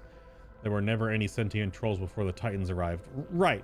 So it's because of the Titans. If that's the where it started, like the pinpoint in time. Because the Titans came in and they made the Earthen and whatever the first trolls were called. And they also made, what's the human race? Didn't they also make the first human race? Those like the big forehead Neanderthal looking dudes that you met in Wrath, right? Something like that. Like they sort of seeded those races onto Azeroth in some way, shape, or form, directly or indirectly. That would be in the first Chronicle book, I would assume. But again, that's also part of that unreliable narrator thing. That's written from one perspective. We embrace power. So we do not fear it. Which perspective do we get the story from that's just how it is? It cannot be. There's part of me that realizes this could be true. I can see similarities in the way they connect to the cosmic forces and their gods. They are physiological similarities, but mostly no one can hurt you quite like family. So much blood spilled cannot be easily forgotten for us or the trolls, I would imagine. Still, I can take some small solace in imagining the look on Ramonth's face. Ramonth is probably sitting right back at the Omnium Folio right now. The Randorai shall prove our worth. Okay. Can't talk to Elder Hagar. Okay. I never miss a shot. Long ago, the Highborn made me re-examine who my people were and chose my own family. I have witnessed elves and trolls harming our world time and time again. What do the Herenair hope to accomplish with this information? Do they really think this ancient grudges will just evaporate because of this? The others learn so slowly. Is Chandris and Lorthamar? How old is Hagar? How old is freaking Elder Hagar? That's an interesting one, because Chandris and Lorthamar are both fucking old. They're two of the oldest elves in this room. I don't know how old Rokan is. Brol Bearmantle's definitely up there. I don't know how old some of these trolls are because they seem so much younger. Pleasantries can wait. After all we have been through, I thought there was little that would surprise me. This Hagar managed to find a way. It is a lot to consider. These bonds would be ancient, even further back than our connection to the Kaldori. This is talking about Chandris over there. And our link to the Naga has hardly brought peace. Do the Haranir think this would temper long-held animosities? I don't think so. It's making you talk about it, though. I could have told them this was how Zul'Jin would react. Why he was even allowed to be here after all he has done. What was Zul'Jara thinking? Well, probably to try to knock some sense into her idiot brother. Still, I was beginning to see some reflection of myself in Zul'Jara. Perhaps this would be another step towards moving on from old grudges. Aldiel Shalah. Indeed. Greetings. Farisa. One people, because long ago the Haranir were our family. Do you know who my family is? Larissa, Varath, Lirith, and every other Windrunner who fell to Amani blades. The existence of some distant relation cannot undo the spilling of Windrunner blood, my blood. The Haranir have hidden from the world for far too long if they think this will change things. I still, there is some deep seed that this is planting for patch 2, probably, because we're getting, we're getting 3. We get the launch patch, then a 0.1, then a 0.2. So for 3 tiers of each expansion now, I guess is the plan for this saga. Because we know Sylvanas is back. I still feel like there's gonna be some like crazy Sylvanas lore drop. That this is just adding more kindling to the pyre. Aldiel Shalah. All this elf and troll stuff. Greet you on behalf of Silvermoon. Lorthamar, we have joined together to protect Azeroth. Is it not enough? Must we be asked to forgive every sin in the name of brotherhood? No. These Haranir have lived alone. They do not know what it means to share a world. They don't understand what we have been through. They can't just tell us we are now one people with the Amani, that they are our kin.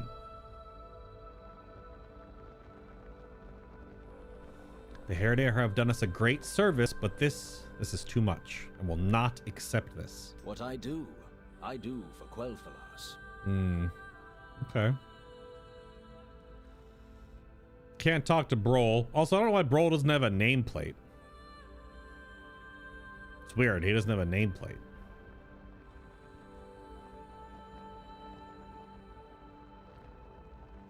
He's just chilling. He's incognito. He's in stealth. Greetings, my friend. Elves and trolls both be descended from the Azeroth's greatest hunters. That be something. But there still be many old wounds to heal. We have been enemies for too long to heal quickly. Maybe it would be, or have been better if the Haranir had kept this quiet. I wish I could tell old Saurfang. He would have gotten a good laugh out of this. Oh, shit. That's so good. There's some respectful writing in the little pieces of these stories. I mean, it's easy to connect Zakan to Saurfang. It was like the story of the game for 2 goddamn years. But that's good. I like that. That's good stuff right there.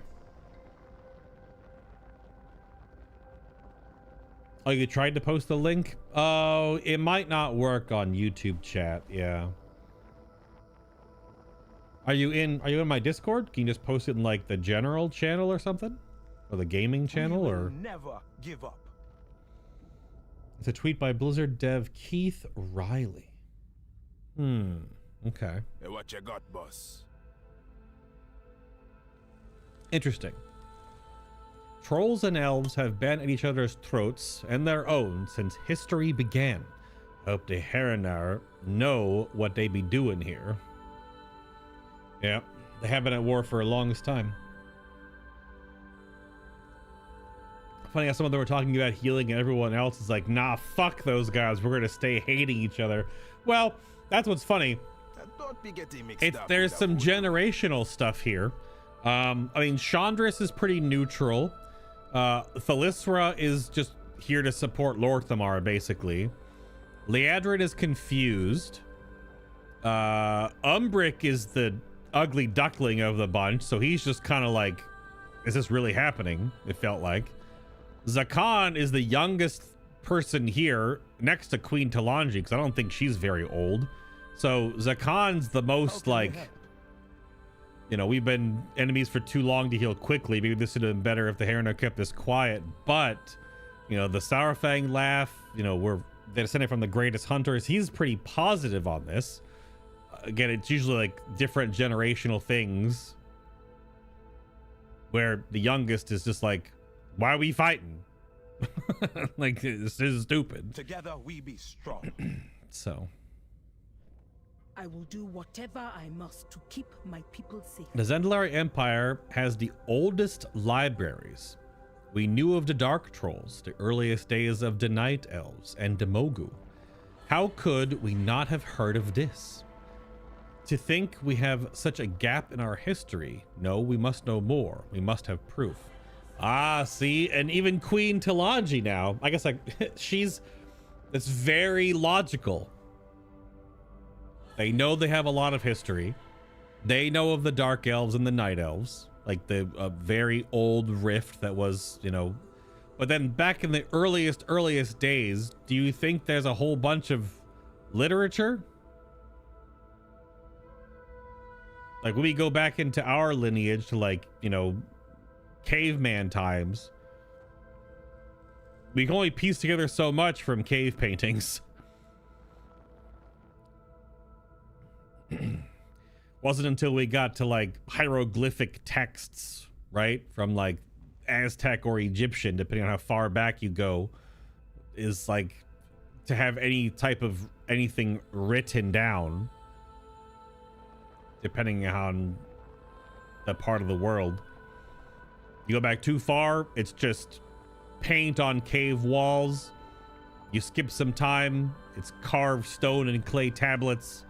And you're gonna skip even more time to have anything written down on paper. So, and we're not very old in the grand scheme of things. I don't know how old this lore for this whole story is wanting to go back. Do we have like a timeline of Dark Trolls and the original Night Elves? Like how old is that in WoW terms? 10,000 years, 100,000 years? Like what? Like how far are we talking? Oh, is this the big Herinar revelation? Does it make sense? Oh. What we knew, what the characters knew, 3 possible paths. Are the Herinar actually correct? Did everyone get amnesia, or does this reveal even matter? Oh, holy crap. That's a whole goddamn article about this. Oh my god. Who wrote this article on Wowhead? Oh, Portergage? Yeah, lore and story guide writer. Hell yeah. Okay. Looks like there's even some more that's about to happen. Just scrolling through. Oh man, there's a lot.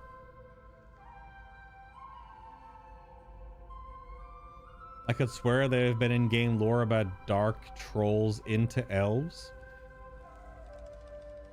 They were separate from trolls completely more than 10,000 years ago.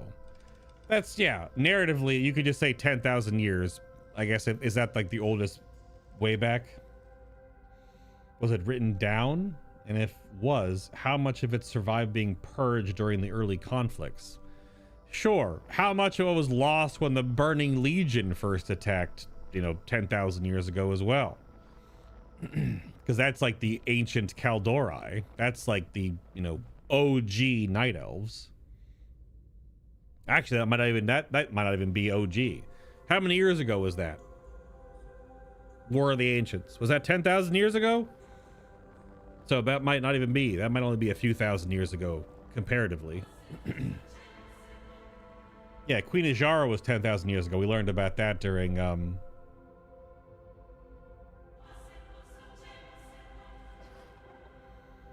There was some of that last expansion, if I remember correctly. But also Legion.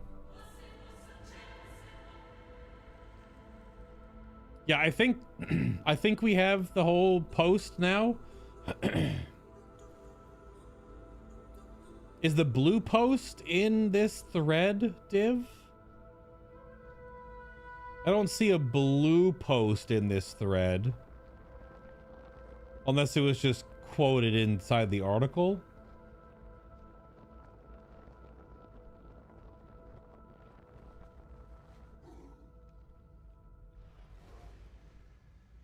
Yeah, I don't see the blue post in this article. Blizzard senior quest designer clarifies that the Haranir genealogy cinematic is the Haranir POV and not 100% confirmed of anything. Right. I mean, I can accept that it's a POV thing, but we've also been run around many times by World of Warcraft story that's all POV based. And nothing is like, this is the story. It goes like this. This happened, then this, then this, then that, then that, right? The stuff we keep getting is like, this may have happened here, I think, from my perspective. I mean, you read another one, no, this happened over here, and this actually happened instead, and this happened before this. Like, because the Chronicle stuff is not a linear timeline. I thought it was supposed to be a linear, direct timeline of the recounting of everything that happens in this game and the lore and the story, but then it comes out later on that it's not. POV story sucks ass if we can't trust supplemental books.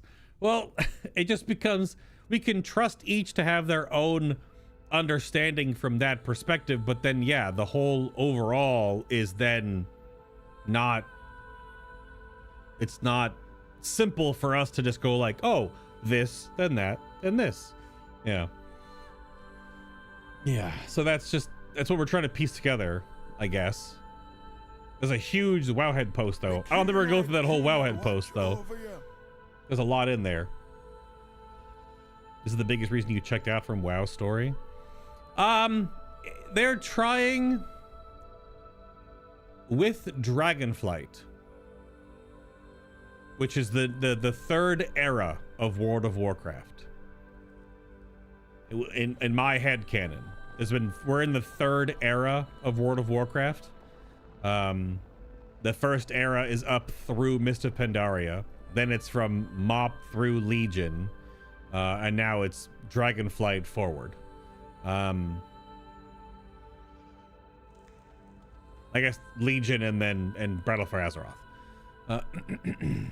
is,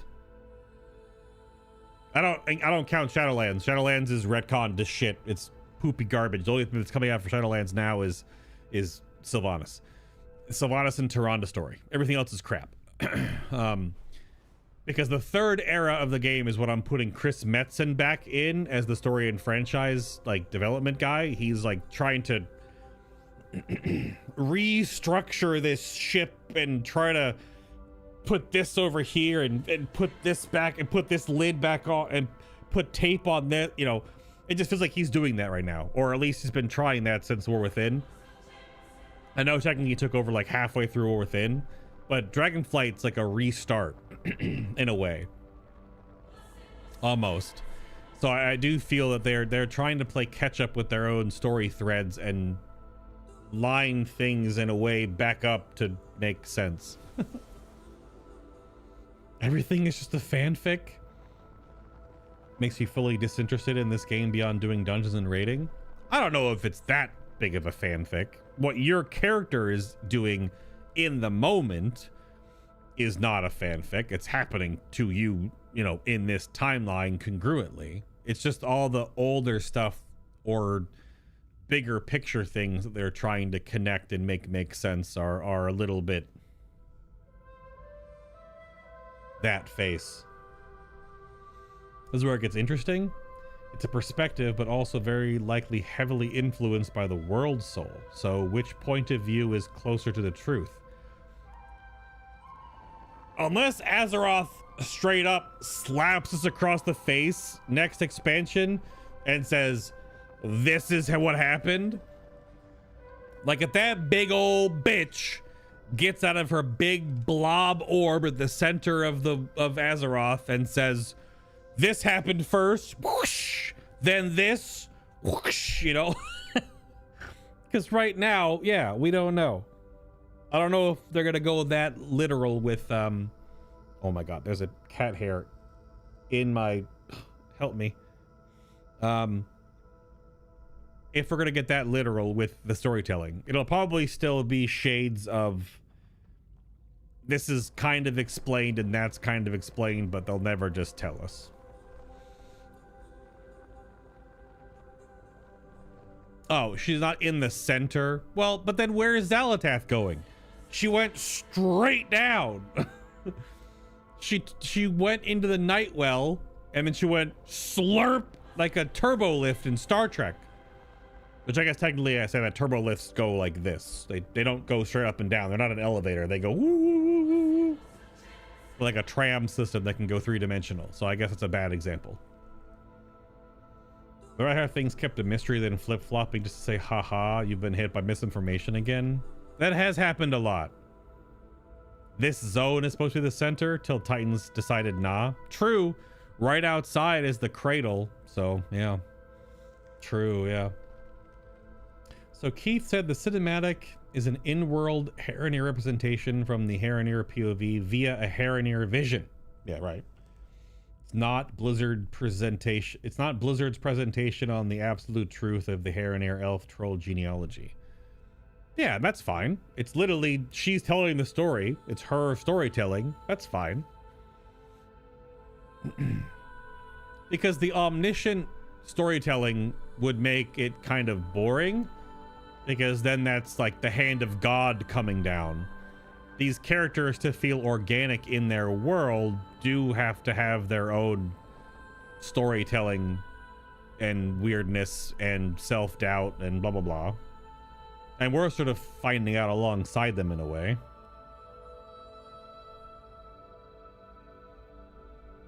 So even when that happens, they can just say her memories were corrupted by the old gods leeching off of her. To a point, yeah. It's been happening for a while, too.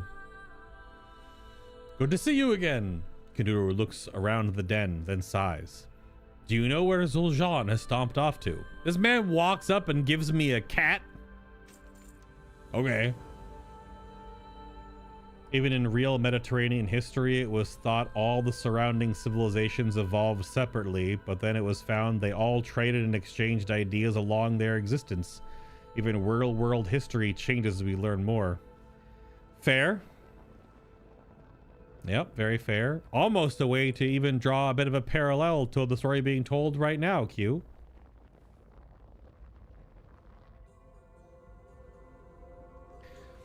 Maybe. Yeah. That's why I get into this perspective being influenced by the world soul, because like everything about the Heronir is influenced by it. Could the other perspectives be Titan influenced or manipulated? Old God influenced or manipulated? Yeah. Void influenced or manipulated? Now I learned that they probably wouldn't be above doing that. Oh, of course. Yeah, I mean, part of what the War Within started and what this trilogy of expansions is supposed to do is probably supposed to re-baseline because a formidable pillar of World of Warcraft from our players' perspective is the dragons. right? The dragons, the aspects, the dragon souls, yada yada. They've been in the game since forever, right? All the way back since vanilla. So Dragonflight restarted or rebooted or you know, re-engaged the dragons as a pillar. And now with War Within's big thing was Titans and old Titan lore and finding out Titan stuff and you know, figuring out the Earthen and the Curse of Flesh again and rebooting that or cleaning up that whole blob. And now we're at Elves, Trolls, World Soul, Blob. And then that's, of course, going to directly lead into, you know, final void-oriented World Soul, like bigger picture stuff in The Last Titan, I assume. And again, The Last Titan name is such a great MacGuffin. I really do love the name of the next expansion because it's like, is The Last Titan Azeroth? Or is The Last Titan that there's only one of the Pantheon left from some reason? What happens right now with Illidan and the Pantheon and Sargeras? Is Sargeras the last Titan? Is he like who is the last Titan? If there's the last, it has to be one, right? But is that what that means? We don't know until we get the expansion and get the whole story. Which is another year plus away and then 2 years out for the whole story. So they might be cooking. We gotta trust Chris Metzen to cook a little bit, because he wasn't responsible for the entire start of this trilogy, but you know goddamn well he's gonna be part of the end of it. So we're gonna see if he's cooking, and it might be a little confusing now, but we gotta see if old flight form model on that druid. Did you see that vanilla ass textured? What? They chose that. You have to choose that. Sorry, distracted. A favor for Kinduru. Zuljara could not leave Zulaman as the Amani still recover. She sent Zul'Jin in her stead. She hoped showing trust and giving him this responsibility would bring him out of her shadow. Make use of his talents, but this news. I am an old troll. I have a hard time reining Zul'Jin in, but he may listen to you. Would you join us? Zuljara and I would be grateful if Zul'Jin stayed out of trouble. Okay. It's good to have you along. Now, where is my nephew? This guy's voice acting is great. Oh, is it stay a while and listen? There's 2 stay a while and listens? Oh my god. There's so much happening. Oh no, are there more text blobs? That's why I read. That's why I read before I pushed the quest forward. Because you never know if the text blobs are going to change. Because Shandi didn't change, but because those popped up and I may have missed something. They gotta check. Hell yeah. I answer to the light. Okay, so she keeps the text blob, but then gets to stay a while and listen with these 3. Okay. Remain vigilant. We share a lineage with the trolls, with the Amani. This is preposterous. These are shocking revelations, but I have fought beside them, Lorthamar. We share more in common than you may think. And what now? We open our gates to them? Welcome them into the very city they have long sought to burn to the ground? No one is suggesting that. This is merely a new perspective. A chance to... Liadrin, you of all people should understand the pain and loss the Amani have inflicted upon us. They destroyed our homes and slaughtered our families. They captured and tortured us when we fought back. I know, Verisa. Believe me, I know. It has not been easy for me to move past my anger, but it is a path worth walking. Then I admire your grace. You will find I am not as forgiving as a paladin of the light. I will never regard the Amani as kin. Not after they robbed me of my true family. Salama Ashalanore, Blood Knight. Justice for our people. Yep. Right there, again, back to what I was reading Veresa's lines when she was standing over here at first. That character got the name Mommy? Ugh. Anyway, sorry. Brain rot. The Windrunner sisters. There's gonna be something, because there was the motion comic and the cinematic that they made for the Windrunner sisters. They are, in a way, World of Warcraft's current, like, Skywalker last name. So, to compare it to, like, Star Wars. Whereas, like, a through line of 9 movies. So the Skywalker last name is the through line through 9 films. Even though in the sequels... Barf. I'm Ray Star Wars.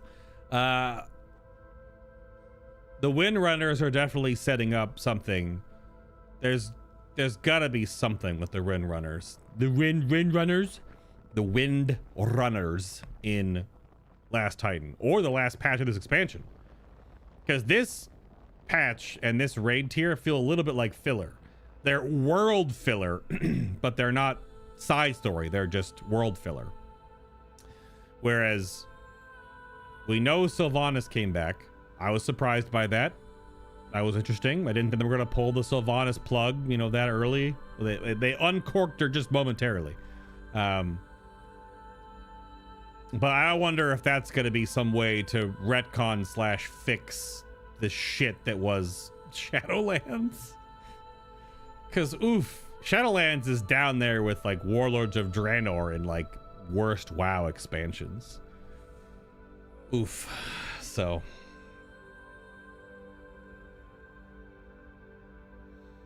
You don't want real world storytelling in your fantasy game? Give me POV storytelling game, that's fine. Just don't get me hyped to buy books that are supposed to be encyclopedias just to tell me I spent money on a pile of fanfic. Well, that's how it happened afterwards. Yeah, we thought that the Chronicles, when they were coming out, were supposed to be those encyclopedias. They then sort of retconned them as their POV and perspective stories. Illidan and Sargeras decided to team up and beat the shit out of the others. Dude, what's happening up there, man? There's not a whole lot of space up there on that floating dais where there's a whole bunch of old Titans and Sargeras and Illidan just hanging out. What are they, playing solitaire? Like, what's going on up there, man?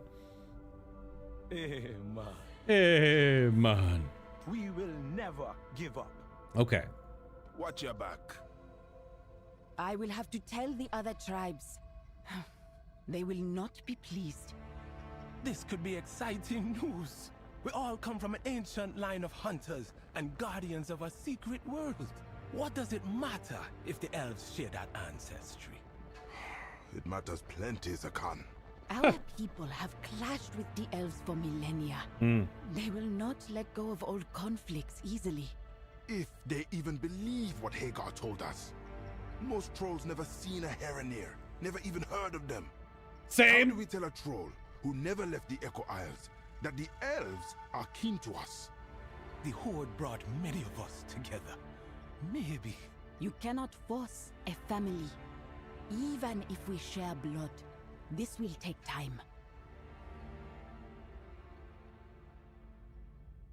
Yeah, see, even Zakan, he's got that, like, that, you know, that dew-eyed youth perspective of this. And that's interesting. Because, again, Talanji's not that old. Rokon definitely older in this trifecta of trolls here. So, which is kind of similar to what's happening over here. So I'm pretty sure Liadrin's the youngest elf in this trifecta as well, with Lorthamar being the oldest and Veresa in the middle. Like, this is an interesting little parallel with 3 elves, even though the elves are like, he's mad, fuck it, Verisa is pissed. She also saying fuck it. And Leandrin's like, come on, dorks, let's talk this out. It's just perspective. And then over here, Rakan is like disbelief. Zekhan thinks like, why not? We're all just awesome hunters together. Let's just, you know, he's not saying kumbaya. And then Talanji is super logical. Like the queen's perspective and the way that they're portraying her logic here, whereas Lorthamar, who's essentially a king, he's a regent, he's like, baby rage.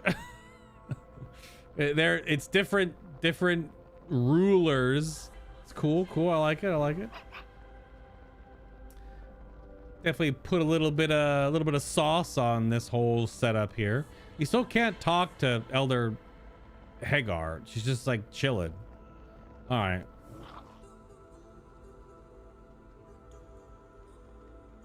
Yeah, last Titan is probably more likely referencing the last birth of a Titan. Maybe.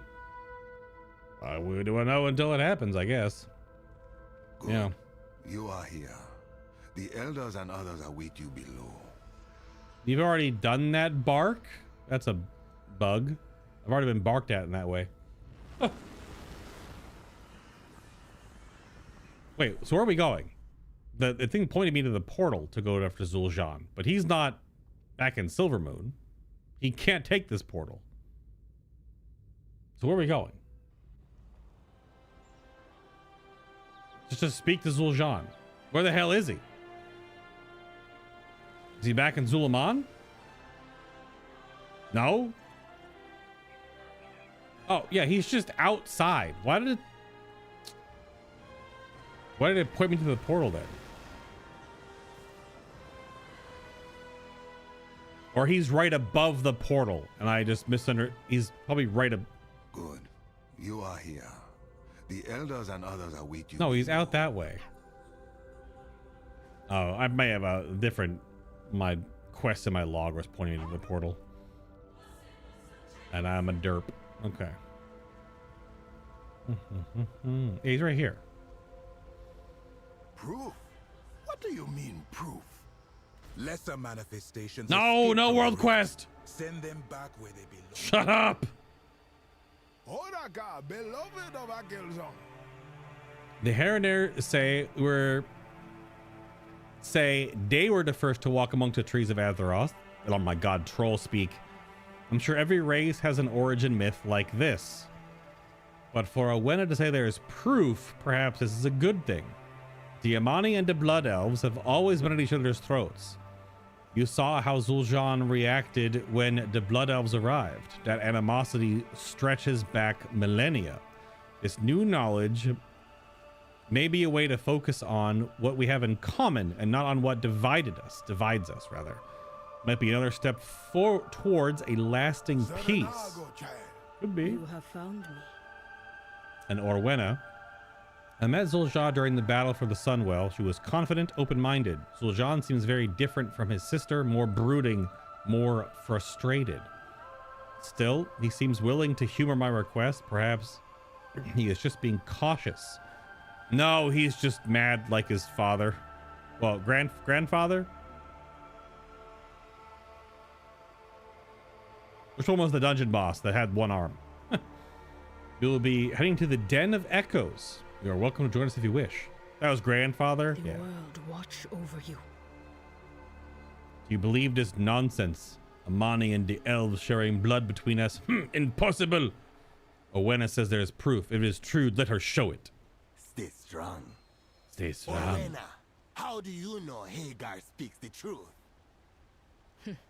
We must go to the Den of Echoes. Follow me.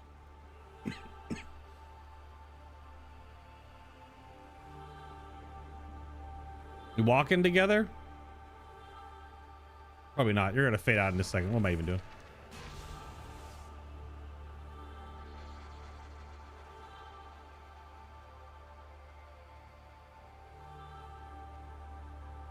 Goodness gracious.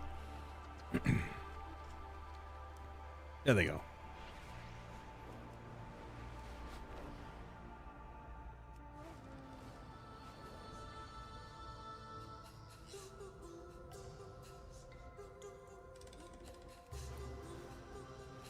Okay. Yeah, see, the Den of Echoes is weird, though, because, again, this is all perspective-based storytelling from the Heronir. The proof lies in one of the paintings within. Because, yeah, I'm definitely curious if how reasonably accurate are these weird, you know, seeing stones. The roots brought us both here. The paintings within the Den of Echoes create visions that others can experience. They are based on memories that are often of first-hand accounts, but other times of fables and tales. Yes, I've done the world quests here. The magic that conjures these visions will only work with the memories of a Heronir, or those related to them. Oh?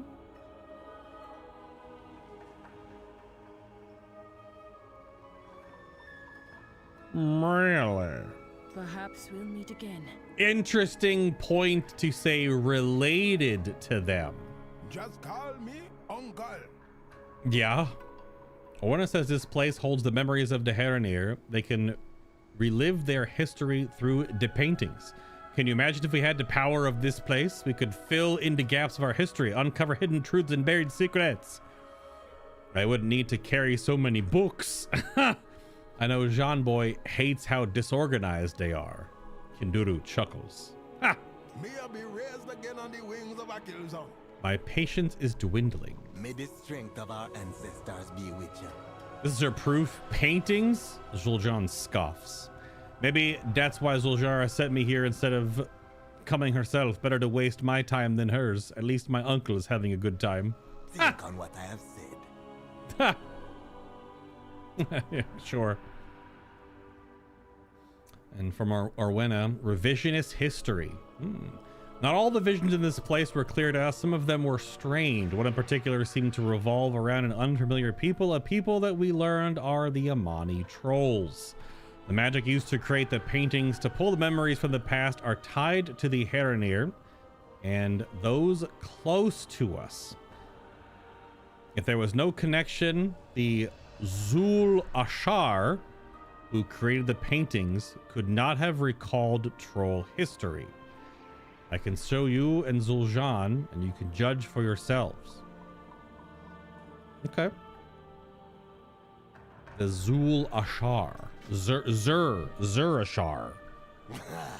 You expect me to believe some scratches on a wall? Our magic only works for memories of our kin. How can we find paintings of Amani memories if you are not kin?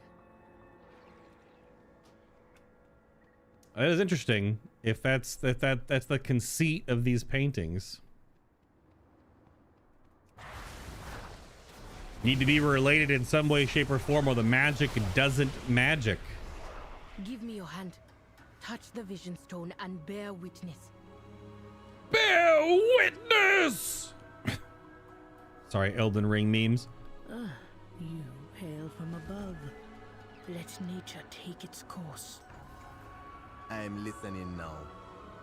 Friend of my sister is a friend of mine.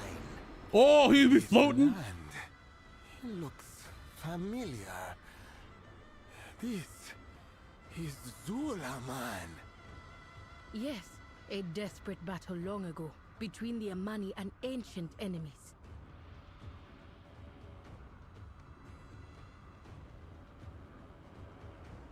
This monk floating over there.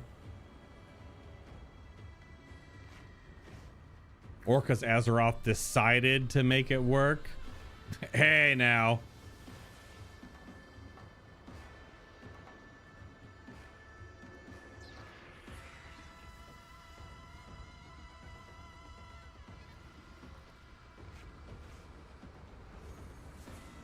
Destroyer of the Amani is a damn bug. Why am I have slow fall on. The thick canopy of the trees inhibits your ability to take to the skies, but I have slow fall.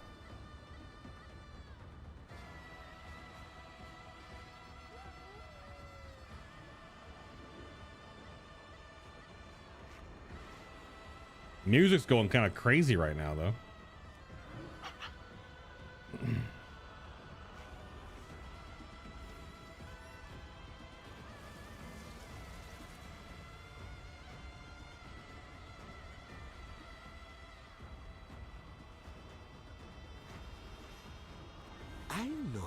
battle?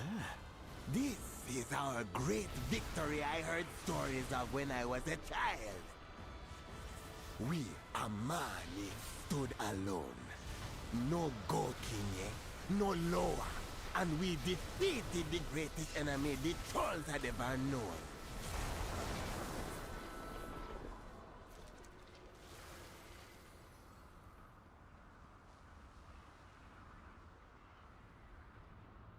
Nemesis of the Amani. It's a faceless one.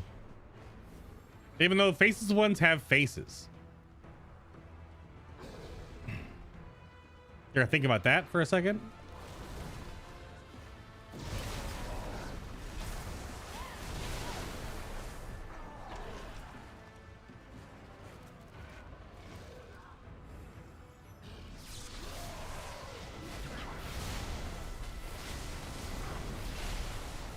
The trolls would have lost, but a few took a desperate risk.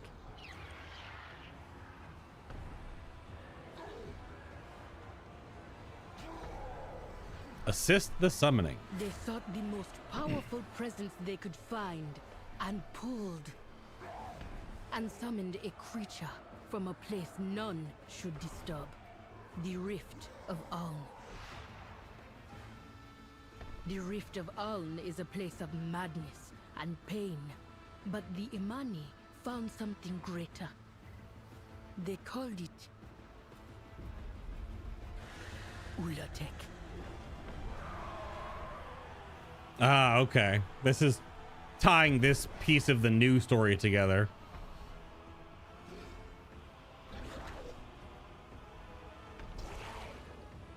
Which again, if this is just brand new story being inserted because this is just... Yep. Okay, sure. This is the connection. Ulatek is the new raid boss. It's the big multi-headed serpent wing beast venom snake thing. It's funny that this is called revisionist history, and that's the first we've ever heard of this character. And that's how Dragonflight was too. With the primordial dragons, right? Before we ever heard of that shit. Amani history painted on the walls of our ancestors. This magic does not work without a bond between our peoples. No, this must be lies. The Amani alone won this victory. Ashura, you got a hug for your There has uncle? been no mention of this Ulatek in our histories as far as I am aware. Perhaps details of the battle have been lost over the millennia. See, again, like... Kinduru is like, wait, are we getting retconned live? If these visions are real, then this could help uncover a long-forgotten piece of Amani history. Kinduru scratches his head thoughtfully. Ulatek seems to be extremely powerful. Perhaps it's one of our first Loa. When we return to Zulaman, I must consult Akilzan for answers. The thing is, stuff pulled from the Rift of Uln, oh, this is back in ancient times, shouldn't be corrupted. The Rift of Uln is now corrupted because of the nightmare. Like Chimeras is a chimera, a mixing of animals smushed together and mutated and transformed because of the powers of the nightmare inside the Rift of Uln. Whereas the Rift of Uln in ancient times, pre-nightmare, should just be like, I guess, just a place of power that certain animals clearly drew from. If Ulatek was just big snake. So, your path leads you here. The vision of the dead echoes may contain missing or inaccurate details, but they cannot lie. This event did occur. The Amani summoned a creature from the Rift of Uln which defeated their enemy. As I understand it, this does not match how the Amani remember their history. Why this is, I cannot say. Okay. May you lend your song to hers. I'm sure that in over 10,000 years of history, we only get to learn about a few percent of it. Oh, 100%. Yeah, yeah. It's just when stories like this are presented in games, in like MMOs and ever evolving live service stuff, you kind of just got to accept that, okay, it's just parts of stories we haven't heard yet. because we can only hear of certain stories. Like, think of like Mr. Pandaria.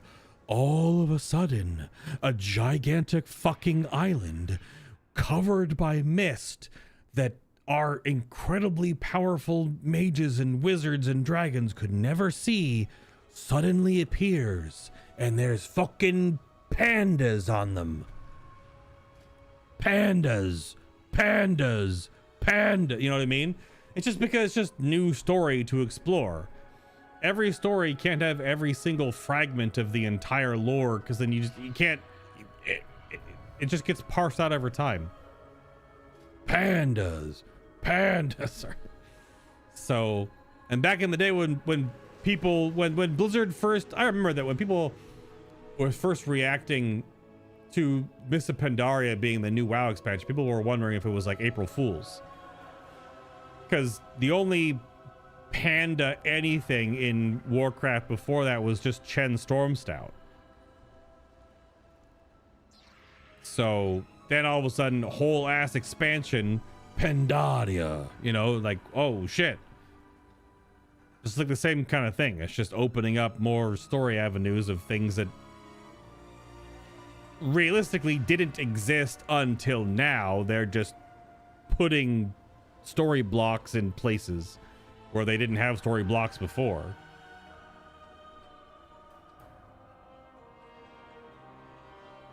No, the visions cannot be conjured by the stones. I think when you come here and do the quest and the world quest, isn't there there's a troll or a Harrener with you on the stones.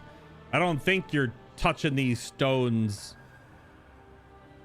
by yourself without anything. I can't remember how that worked. That was months ago. Yeah.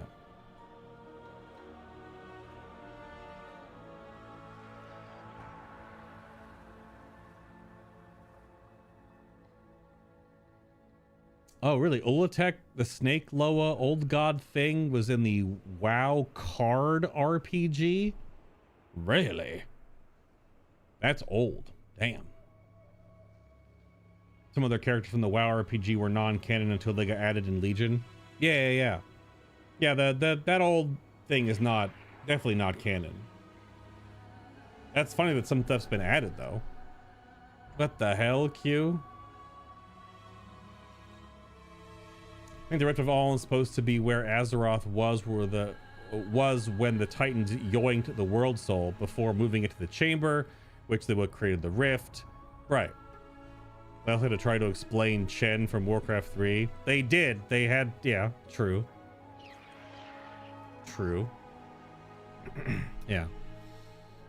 I have heard the story since I was a child. The Amani were outnumbered and still they fought on. They claimed victory through sheer will. Or when it says divisions cannot lie, Uncle thinks details of the battle could have been lost. They would question everything it means to be Amani. Zul'Jin scowls. I must find the truth of this. Uncle says if anyone would know, it would be Deloa. Deloa have said nothing of this before. We must start somewhere. It's time to go home. We will discover the truth of this, God King. What he means to say is you have our thanks for sharing this with us. And we must return to Zulaman to investigate. I can speed your return. Roots guide your path. Blurb.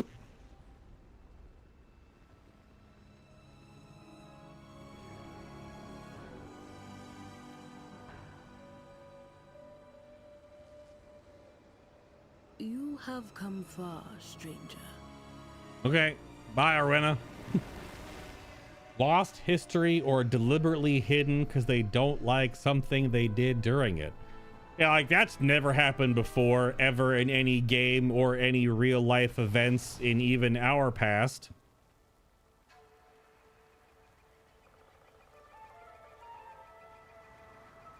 That never happens. How many trolls were sacrificed to the snake? Yummy, yummy trolls in my snake tummy. Sorry. Whoops. Hasura, Help me search through Uncle's things while he communes with the lower. Sure. We don't need magical animals.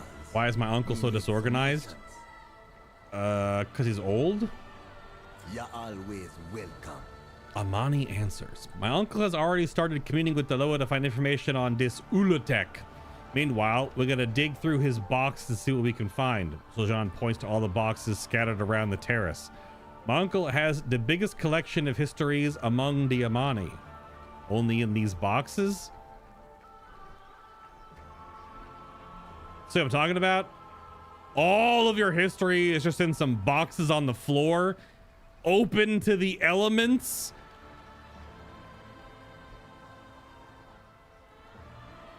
Bruh. You put a book outside. How long is that book gonna last before it totally disintegrates? What are you writing on? You got parchment, you got scrolls, you got clay tablets. What we got? What we talking? I used to read through them when I was a boy. Look for anything about Ulutek, snakes, or early Amani history. I'll take these. You search the others. Dagazon says they know nothing of Ulutek. It's strange. Because the Amani alone earned the victory. I speak for It seems that Ulutek predates our connection to Deloa, perhaps going all the way back to our arrival in Zul'Aman. Kinduru frowns. Was Ulutek an earlier Loa? If so, what happened to it? And if not, what is it? Don't be a stranger. It sounds like it's pre-Loa to me. You think stone tablets? Yeah, probably. Oh, nope. I have read so many of these scrolls. Motherfucking, you got scrolls in wicker baskets getting rained on in the jungle. How long those lasted? Talk about missing history. Well, no shit. What are those scrolls made out of? Waterproof paper? No wonder some history might have been lost. That's what I'm saying. It's all coming up Millhouse right now. I mean, if they were made from elf skin, they could last a...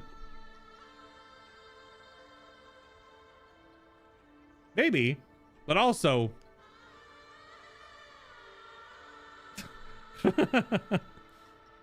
I have read so many of these scrolls. Zul'Jin points to several scrolls. This one about our ancestors who first came to Zul'Aman. This one about the arrival of the elves who stole our land. Another one about the war on the humans. Zul'Jin points to a bundle of scrolls. These were my favorites. They recorded the great deeds of my grandfather, his unification into tribes, his victories into war. Are there scrolls about how your grandfather went fucking cuckoo? Where are those scrolls? Because I was there. I did that raid. In the flesh. What would he say if he heard our great victory was not won by Amani strength, but owed to this Ulutek? Zul'Jin shakes his head. Where are the... Yeah, I'm sure you didn't read all the history about your grandfather when he was fucking murdering psychopath either. When he fell to the corruption of the Loa and it all went to his head. Almost like that's gonna happen to you because you're in the dungeon journal. Sorry. I've read the script. The box is filled with scrolls and writings. As you search through the materials, one scroll catches your eye. One of the oldest structures in Zul'Aman is the Crypt of Numazon. Amazon, but Numazon? Okay. Come on, you don't think these trolls used all the parts of the elves they hunted? Maybe. Can skin be made into parchment, though? I've worked with leather for years. Elf skin scrolls would have been eaten faster than paper ones. Oh, like would have deteriorated faster? Q just says yes. You make much skin scrolls, Q? That's something you do over there in the Europe lands? Is that something you still... Yeah?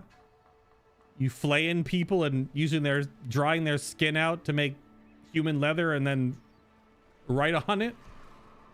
Parchment is literally sheepskin.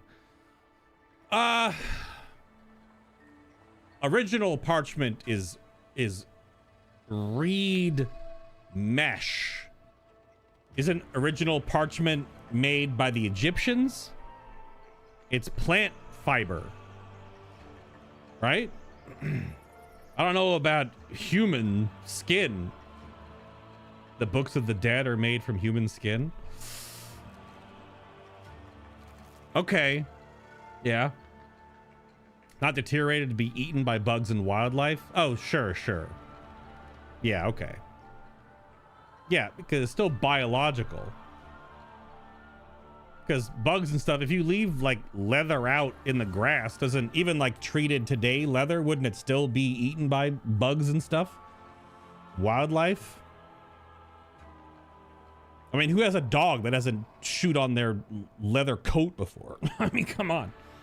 A little bit different, I am sure. Stuff is treated with different chemicals and things to maybe prevent that.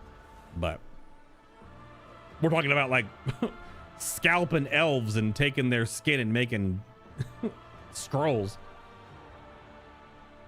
Okay, so Numazon, built millennia ago after a brutal conflict, the crypt houses the remains of many fallen warriors as well as our earliest writings on stone tablets.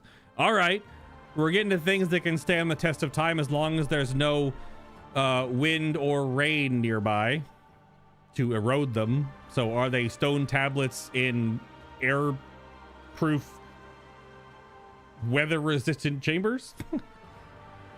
The Amani are people with a strong oral tradition. So these few written records are a special treasure. Oh, and that...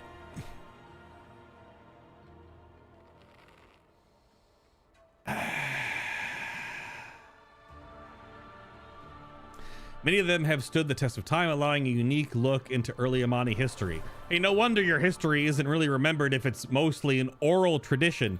You play the game of telephone right now with your best friend, and like a couple days later, the story will change. You tell them a sentence and say, repeat that to me in a week, verbatim. Will it be the same story? Maybe 1 week.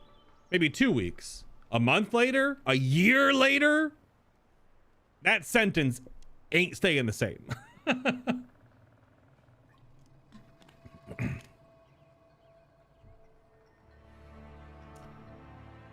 So chrome tanned leather would probably be too toxic for most bugs or animals to consider until they evolved to tolerate the chemicals. Come on.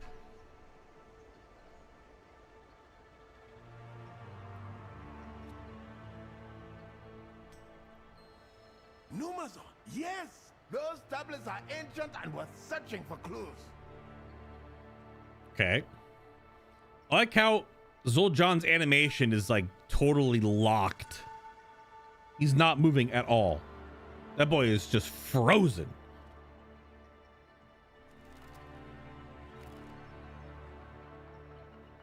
The box is filled with scrolls and trinkets. One scroll looks much older than the others. Wave after wave of our best warriors fought against the endless hordes of the greatest enemy, which I guess was the bugs, the Silithid. Eventually we broke through their lines and attacked with all our might. Though most of our fighters fell in the assault, we succeeded where so many had failed. The greatest nemesis of the trolls lay dead. What was left of the Amani, battered and bleeding, stood triumphant and then got fed to the snake. That part was not written down. It was only orally talked about and then hundreds of years later was forgotten about. See, the Amani stood alone. No Loa, no Gokini. And how many Amani died that day, Jean boy? This is an interesting like exercise in history lessons, and even like we just said it earlier, even our own history, like humanity, Homo sapiens, us, the foreheads, is still being unraveled now, only a few thousand years This game is presenting a story that takes place over 10,000 years. Obviously, it's a fantasy story, very different. But the fact that like Zul'Jin is like so into it was written down, so that's all that was true. Nothing else can be true. Nothing else could be, you know, what happened. It's only what was written down. Like, we're obviously not dumb enough to think that even as much stuff was written in ancient times, how much more shit do we have no fucking idea about? We have no goddamn idea. We have no idea. We know windows, tiny little windows into ancient histories, tiny little brief little blobs in the timeline. We don't know jack compared to like what we're not knowing. And this is what this story is prefacing. This is what this whole thing is going over. Given the human need to lie about everything, we can't even trust what is actually written. Oh. I'm scared that the robot typed that, by the way. The fucking robot just said that. This box has scrolls and tablets thrown about haphazardly. It seems like someone has gone through this box before. As you sort through the paper and stone, your hand strikes a different material, wood. Lifting the items in the way, you find an Amani mask buried at the bottom of the box. Why is this here? Take the mask. Don't put it on! Is it green? Don't you dare put it on. Get away! Leave me alone! A spirit mask! Grab it! Nani? 10,000 years is just Illidan's imprisonment. There are millennia of written history before War of the Ancients. Also true. Put it on, become Loki. Oh shit. God of mischief. I never owned a mask like that. Where did it come from? Bring it here. Yeah, put it on, become the god of stories. Put it on, become Vampire Dio. Oh, god damn it. I was thinking just The Mask. I'll just become Jim Carrey in The Mask.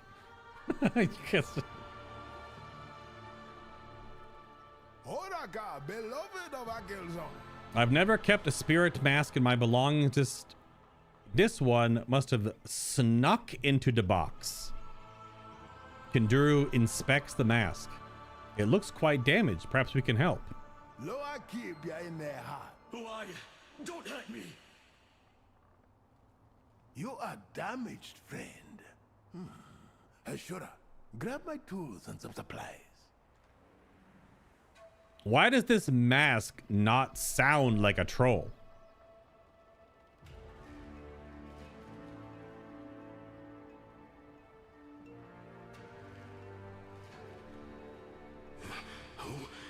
What? Oh, yes. I can remember. Okay, there's kind of an accent. What would you hear? It's definitely more subtle and subdued. I can remember. Which is the point, I imagine.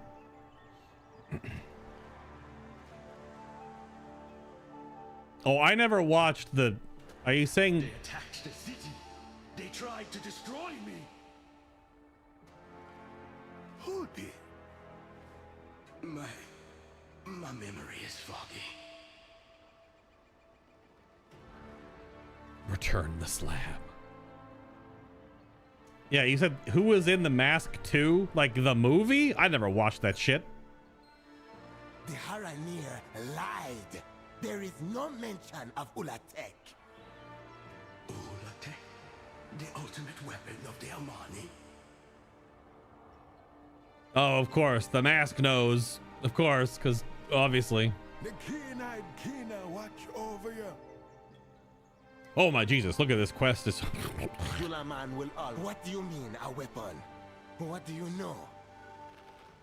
I am not sure. Amazing. Oh yeah, I don't know which off-brand comedian they got to play Mask 2. I don't know. I mean, wasn't The Mask 3 like a kid or something? There you are. I need your help with a project. Did you hear what it said? A weapon. The ancestors did not bow to Aloha. They claimed a weapon that led to our victory. I must know more. The weapon was a giant snake. You said the tablets of Numazon are the oldest in Zulaman. We continue to search there. Perhaps the ancient Amani left behind clues for us. Uncle says we should bring the mask. A stray memory might be the key to unlocking this mystery. Meet Zul'Jin outside Numazon. Numazon is our only lead about Ulatek. At least until this mask remembers more. Do you know who you are? Tell me what you remember. I will try. It's fragments. You seem familiar, though. Oh, God. Okay. I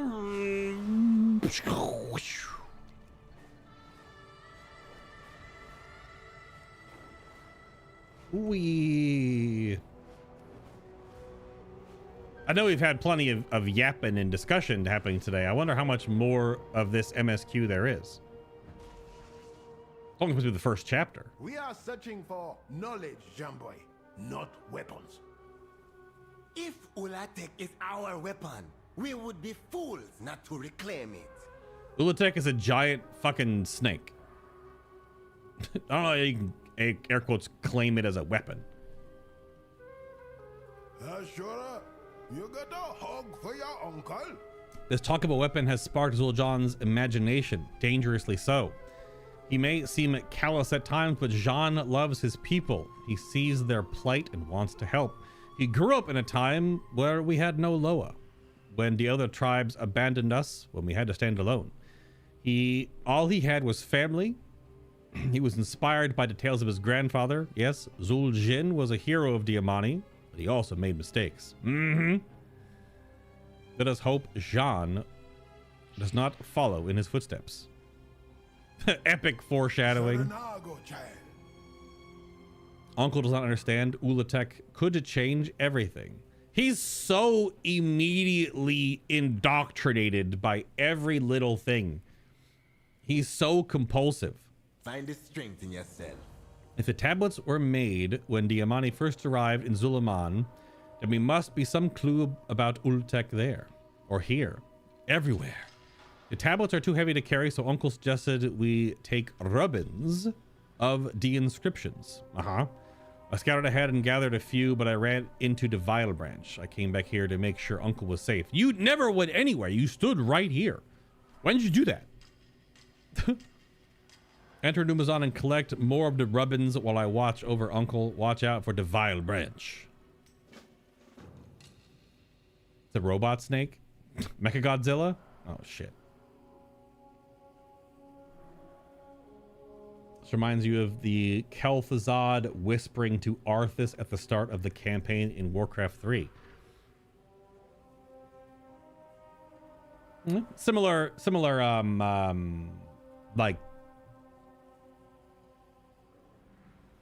like story progression and how a story can be built and how it seeds through a character. Yeah. I wish I could be more help, but the gaps in my memory. Due to the damage the mask has sustained, the magic has leaked out for who knows how long. You repaired the physical parts of the mask, but the magic within is still weak. Zul'Jin says Vile Branch trolls occupy this crypt. The magic that binds me together is like the magic they use. Might be able to help retrieve their hex fetishes. I should be able to drain the magic from them. Okay. Can the Vile Branch hex sticks restore the mask's memory? Not directly, but reinforcing the magic within may help. Between the tablets and the mask, let's hope we find a clue to Ulatek. Okay. So Mechagodzilla.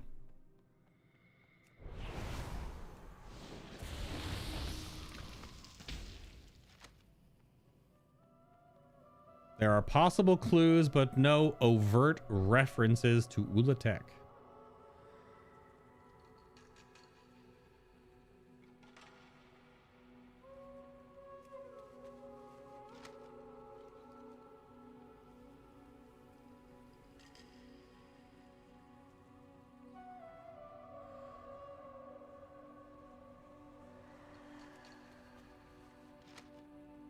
They'll say the same thing. Yeah, okay.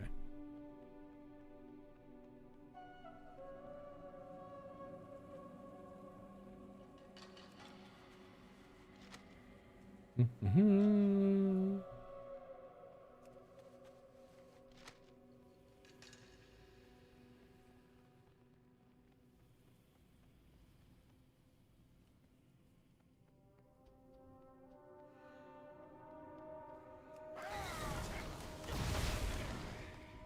Rah!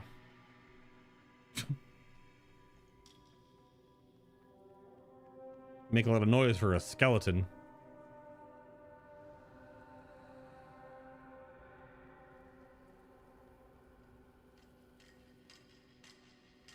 Yeah, randomly beating up skeleton. They're just here. Someone already came through right before me and cleaned out all the dudes for the quest items, so.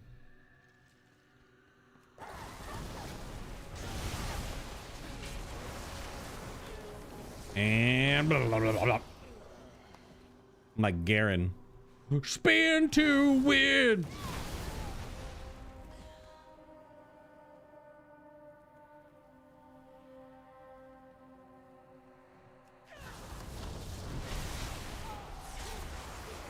Lightning bolt, lightning bolt. Lightning bolt.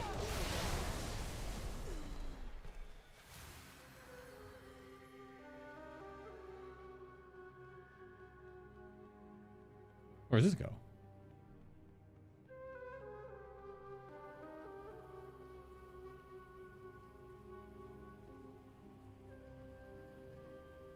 Yeah. That Death Knight got here before me.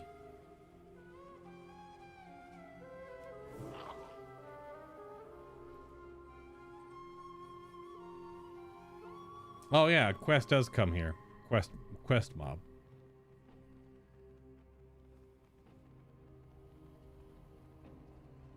Indeed.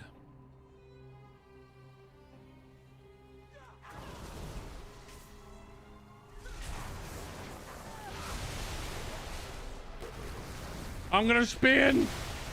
Blah, blah, blah, blah, blah.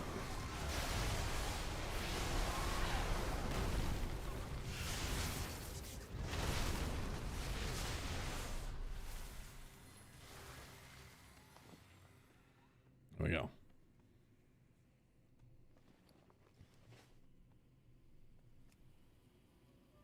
A small trinket that emanates necromantic powers. Right.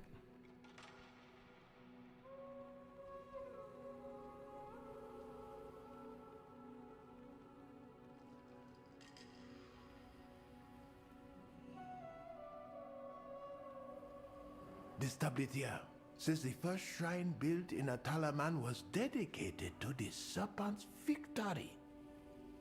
Are they talking about Ulatek? It is weird. 20 minutes ago, Zul'jahn was like, ain't no such thing as an Ulatek. And now befuddled Amani Mask comes up and is like, blah, blah, blah. And now Zul'jahn's like, holy shit, there's Ulatek. Like, turns on a dime, man. I speak for Akilzan. Let me take a look at the rubbins. Look here. This mentions the Amani summoning a great serpent to save them from a terrible foe. And here, the serpent was victorious, but the Amani sealed it away. The first shrine built in Atalaman was dedicated to the serpent. Yeah, we come back and see Uncle Ginduro, yes? Oh my god. The magic of the Violet Branch feels so familiar. Did they put me in this mask? What? Oh, yes. It will take a moment to drain the magic from the fetishes. Oh boy. Slurp, slurp. Mission to Mysara. No, I don't want to go back. It rotates out of the Mythic Plus pool on Tuesday. It's such a bad dungeon. I don't want to go back. You can't make me. The magic helped, but not enough. I still don't remember my name or past life. That knowledge may be lost forever. I do remember more about Ulatek, or rather where we might find more information. I was forced into this forum by the Vile Branch trolls. They kept dark knowledge secrets from the other tribes, including knowledge of Ulatek. If we are to know more, we must go to the Mayasara deeps. No! The path to Ulatek lies in the Mayasara deeps with Hexlord Malakraz. Malakraz, this is madness! He betrayed and enslaved our lore.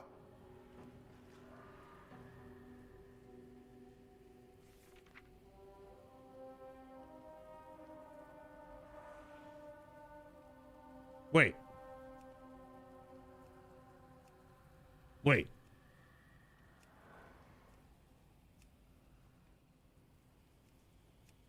Wait.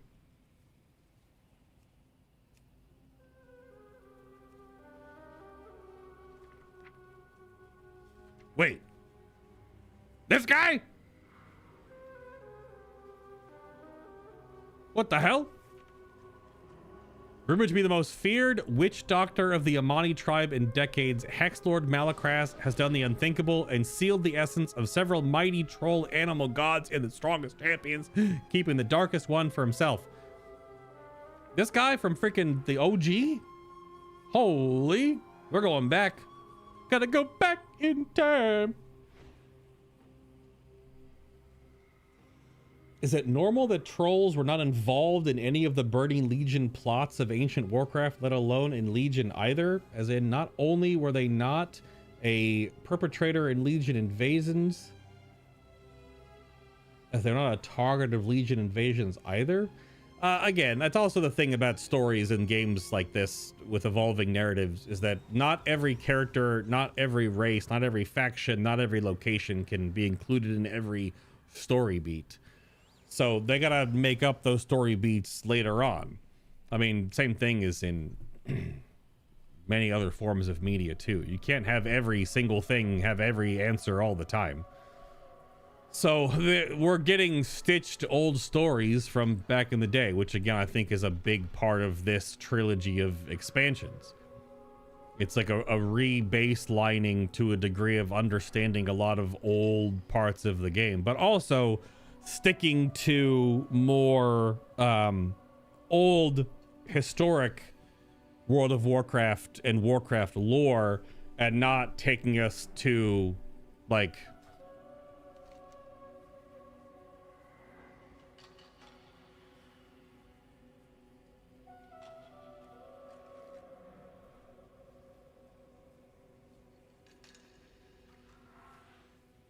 this shit. The art here might look cool, but going here, it's again, I've said it before, it's like finding out why Han Solo called Chewbacca Chewie. You don't need to have everything explained. You know what I mean?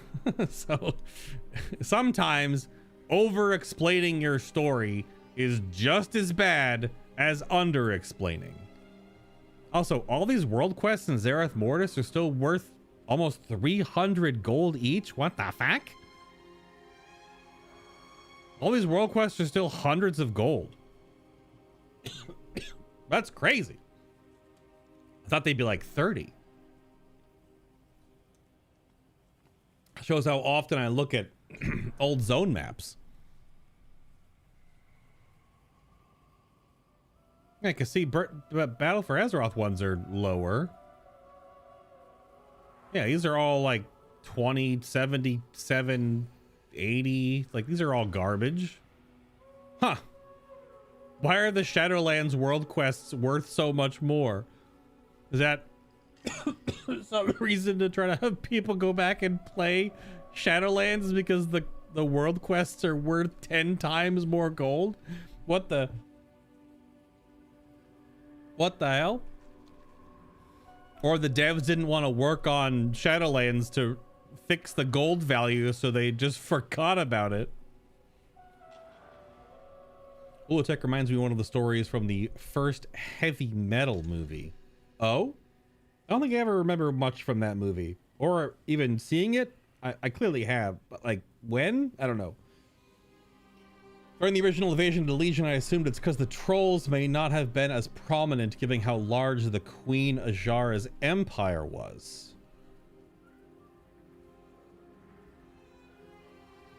Maybe.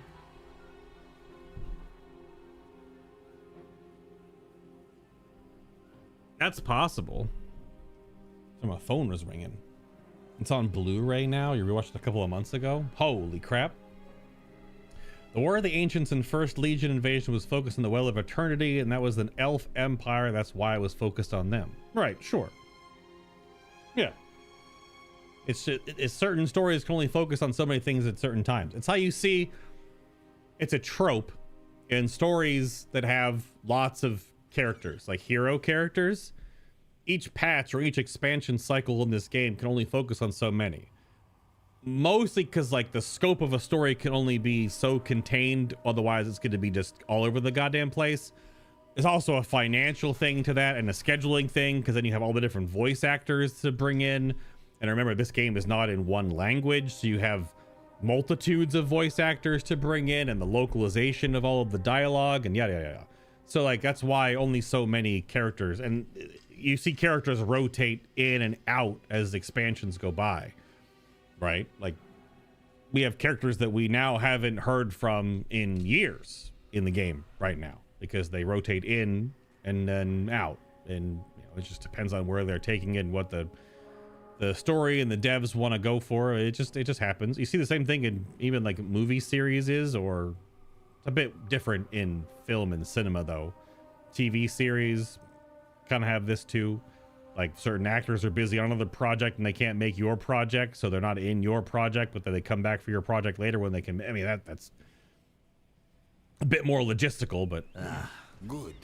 Someone competent for once. We Amani can only ever rely on ourselves. We cannot trust the Loa or the Golkinye to be there when we need them. Every time I read this word or hear it, I know it's a fake fantasy word that says like, you know, non-troll or whatever, but it does feel like it's just a racial slur. It's just like a fake made up slur. And words only have meaning and power behind them, the ones that we've, you know, given to them. But it's a funny word. If the Loa withdraw their blessings, Zul'jara will be powerless. Without power of our own, we are at their mercy. The Lightwood was a promising start. It helped us defeat the Twilight's Blade and push back Xal'atath's minions. But we need something more, a weapon Diamani can wield to protect our people and use as leverage against our rivals. This boy has already drank the Kool-Aid. It hasn't even been finished stirring it yet. Zul'jara glances at his uncle and scowls. My uncle doesn't understand, neither does Zul'jara, but grandfather would, and he'd understand what I'm trying to do. Your grandfather was a psychopath. The boy went fucking crazy. But again, you didn't read that in the scrolls because it wasn't written down. May the strength of our ancestors. Vile branch? Malakras! We must tell Zul'jara. She will try to stop me from finding Ulatek, just like with the Lightwood. But we needed the Lightwood, and we will need Ulatek. If the ancient Amani sealed Ulatek away, it may be too dangerous to unleash. Or it may be the weapon we need for when the elves make war on us. For when the Loa abandon us. The Loa will not abandon us. How can you be sure? They have done it before, huh? Why not put some of that faith in me, Uncle? You know who you sound like right now, Zul'jara? You sound like this little known character. I don't know. It's like a side character, not super big. Some of the stories in World of Warcraft. Is it Arthas Menethil? Have you heard of Arthas Menethil? You're sounding a lot like Arthas Menethil right now. Oraka, friend of the Amani. It's only a one-time stay a while and listen. Okay. Damn. All right. Whoosh.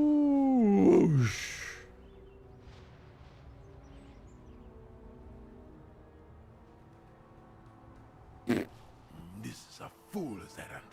Malakras is dead. Even so, it is his knowledge that we seek. Speaking of Arthas Menethil, both this other player's name and the mount they're riding. I have a few ideas. My uncle says Malacrest betrayed Deloa, and that is why they abandoned us, but who knows what really happened. Yeah, he sucked them into bodies. We will find victory. Loa and gave one to... Oh my god. This guy is all about the Kool-Aid. The sugar isn't even dissolved yet. Just call me Uncle. Ulutek being some sort of weapon was already upsetting, or unsettling rather, but now Malacrest is involved. He and his plots brought Zul'Jan's grandfather to ruin. He destroyed our age-old bond with Deloa. This chase for knowledge is taking us down a treacherous path. Don't be a stranger. Yeah, you're about to get Muradined, probably. Who knows? I didn't watch the trailer, did you? Malacrest is dead, but that doesn't mean his knowledge is lost. You'll be back. Memories of Malacrest. While I was a servant of Devile Branch, I remember discussions about Malacrest's research into Ulutek. Malacrest recorded his knowledge in scrolls that he kept with him. All these scrolls, surprisingly lasting tens of thousands of years. Now that he's dead, we need to find out what happened to them. Devile Branch Hex Masters won't talk willingly, but if you slay them, I can use their own necromantic magic against them to compel them to speak. Yo, I've seen that in the D&D movie. It's the best part of that damn film.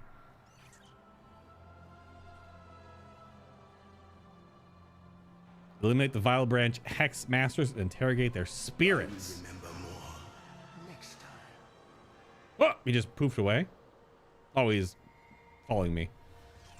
Digging deeper. Damask says we are looking for the scrolls of Malacrest. While we are in Myasara, trying to find any scrolls the Vile Branch have left around. Myasara is a dangerous place. I've run it so many times. It's bleh, dungeon. So we don't bother sorting through them. Just grab them and we can check later. If they don't mention Ulutek, we might find information about their plans or intentions against the Amani. Jean boy, no good can come from that villain's writings. True. The corpse is willing to speak, not good or bad, but not to its killer. It's what you do with it that matters. It puts on a fake mustache. Yeah, that's Baldur's Gate 3 in a nutshell.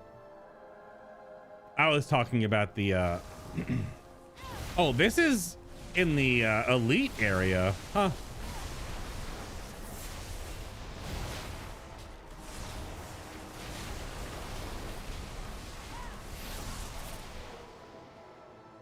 Yeah, this is in the elite area, yeah. I assume it doesn't work on the Hex Guardians. No. But I'm talking about the Dungeons and Dragons movie. Little Zul'Jan, come to do his sister's bidding.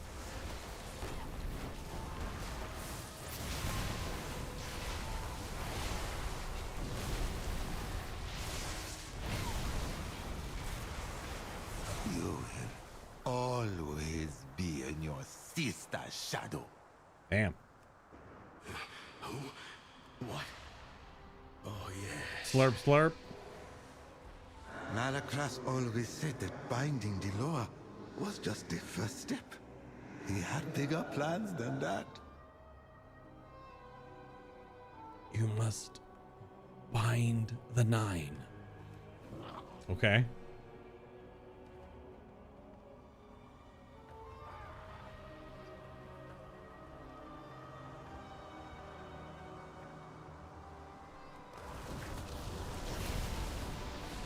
Yeah, I did a full Baldur's Gate 3 playthrough. I definitely had to do that, where I would have to change the person that I was interrogating someone with Speak with Dead. Yeah, I did that. Malacrest was the greatest of the Vile Branch. Yep, I definitely did that. It's very real.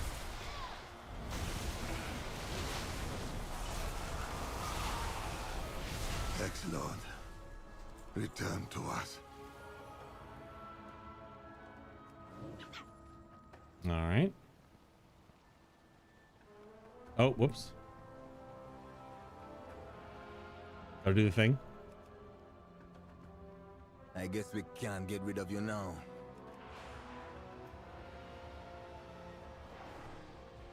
Ulatek was Malakras' obsession. A way to return to the Amani Empire.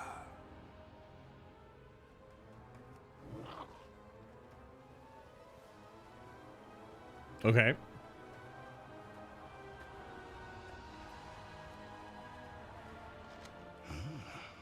You do not share your uncle's faith in the law. I have lived my entire life without them. Why should I? True. They were here for generations, yet our empire has crumbled. Uh-oh. The mask is gonna corrupt you. It's whispering sweet nothings in your ear. Don't listen to it.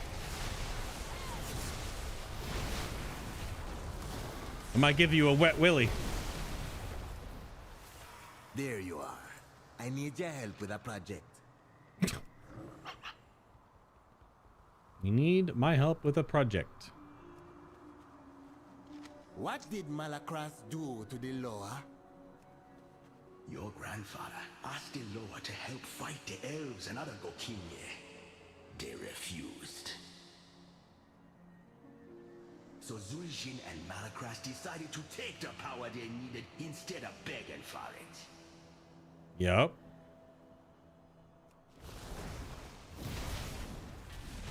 Matt, that's fine with you, Zul'Jin? That's cool? Looking like a true comic book villain.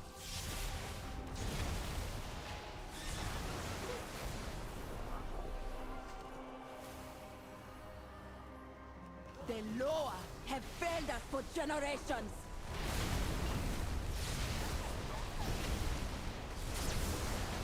We will never serve the Loa. Okay.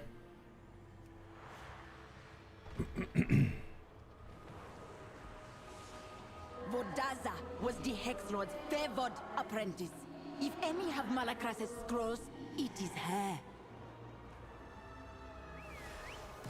Oh! Okay. That silly squirrel mount is so loud. Like visually loud.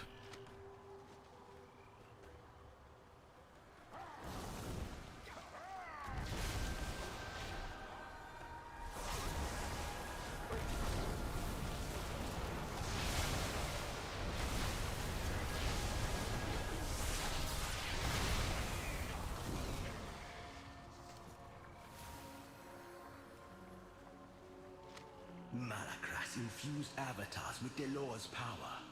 Avatars like your grandfather. Yep. So, he researched Ulatek. If grandfather could wield the power of our greatest weapon, then he could reclaim stolen lands, rebuild the empire, realize his dream.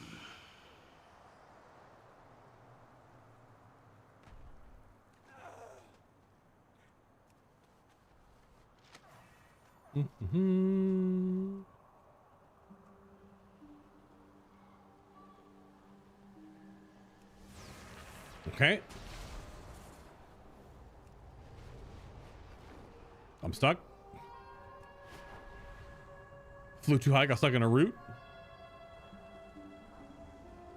Uncle, the scrolls are with Vordaza in the Mysara caverns.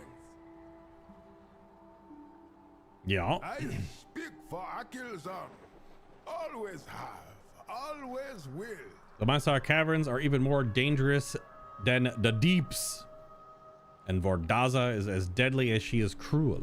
The search for Ulatek is becoming more dangerous than Zul'Jin realizes. Kanduru takes the bundle of scrolls. He says nothing, but is clearly concerned. Yeah. May I be raised again on the wings of Akilzon. Odaka, beloved of Akilzon. Mysar Cavern's Master of Souls. Master!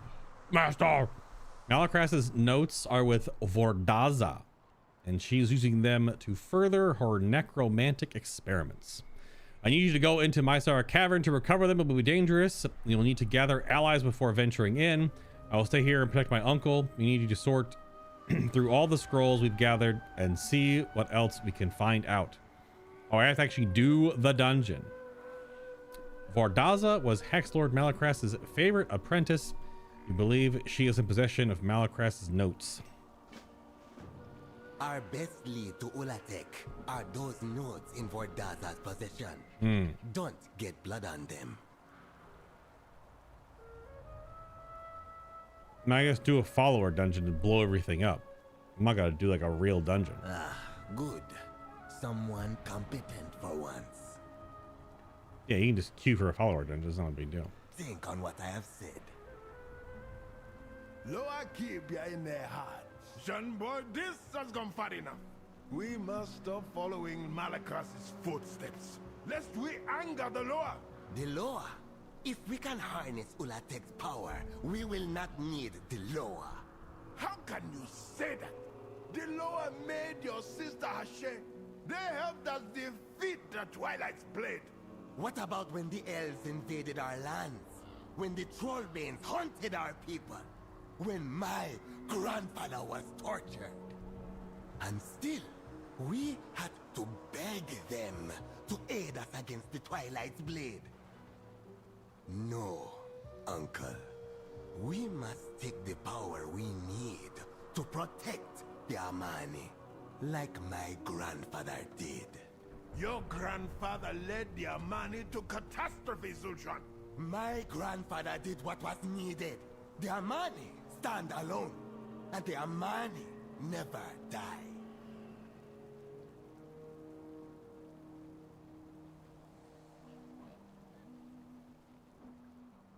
Yeah. He's like Troll Arthas. Oraka, friend of the Amani. Yep. Let's go.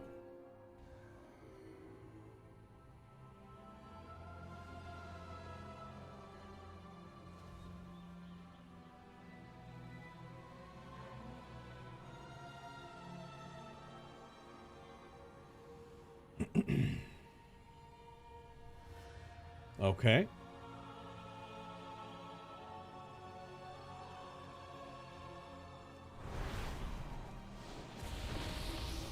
Let's go. Orakazul, I am blessed to be here to prowl with me. I have used the shadows to see inside the cavern. I have seen my people dead, alive, or both. I fear they be sacrificed for some dark purpose. Come, I will guide you. We're gonna rescue my people.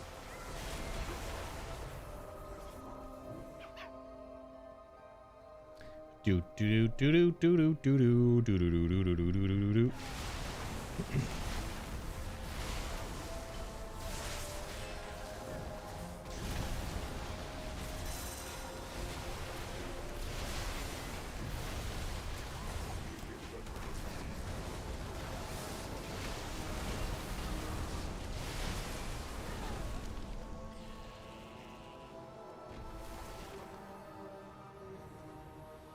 Another widow back.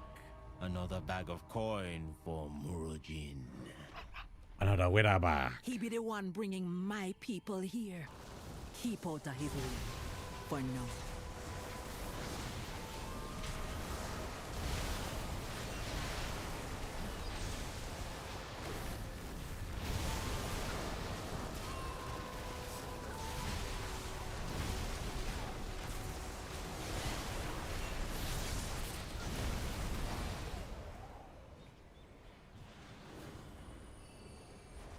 Who be stealing my kill? Who be letting Alazi's little kittens go?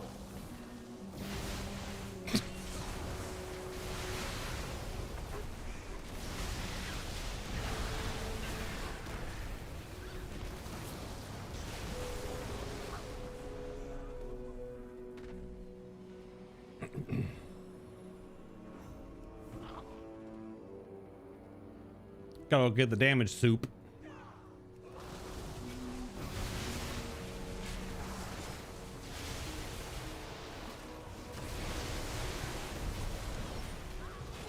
Get that DPS soup.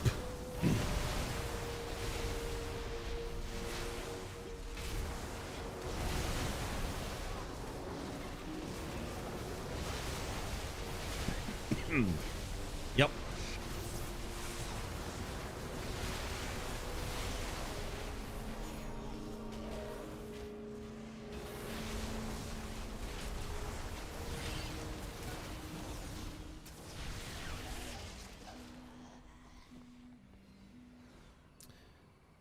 Drink the soup. Well, I guess you dip your weapon in it, whatever.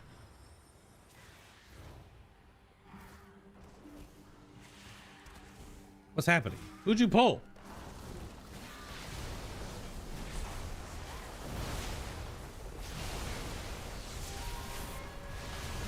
How'd you pull the whole fucking thing? The whole hut? Goofy ass follower AI.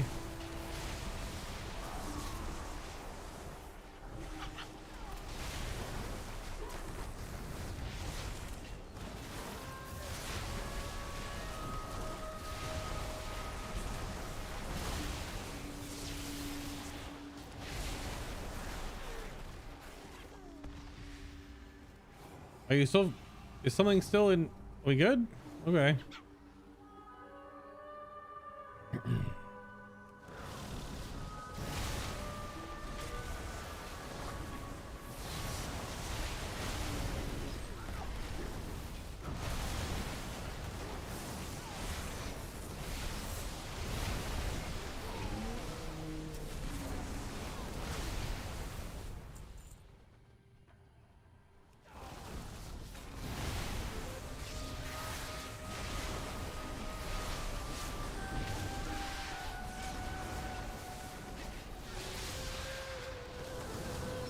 Do.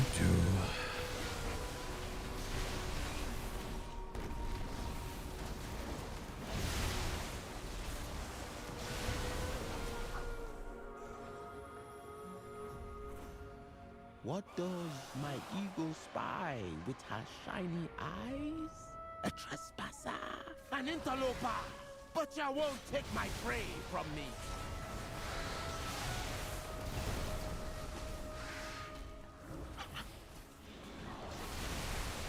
The bots really just aggro everything, don't they?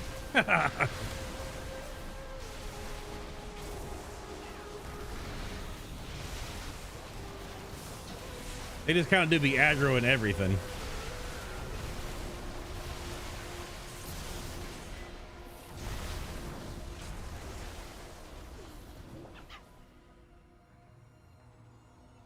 Let's see. Can they do the skip? Will they? Will they do the? If I can even make the jump. Let's see.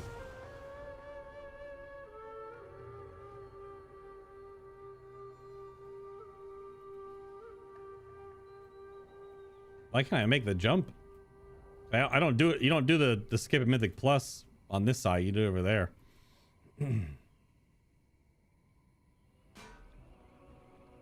Oh, wait. Nope. Yeah, that's about right. That's funny.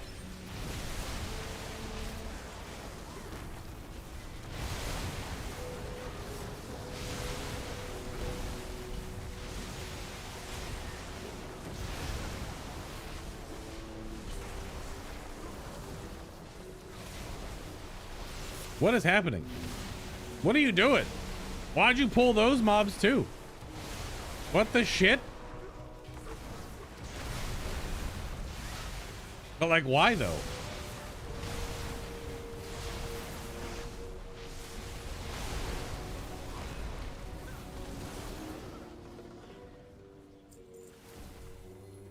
Get over here, Hunter. What are you doing? The Hunter bot's stupid. Oh, you look like a good cat. Cat where the blood flows. If I don't get ya, Necrax will.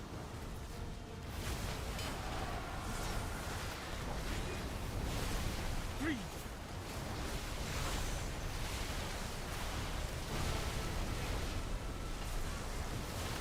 Necrax, strike!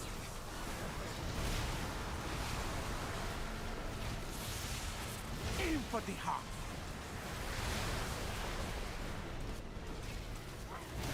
Take them down, Necrax.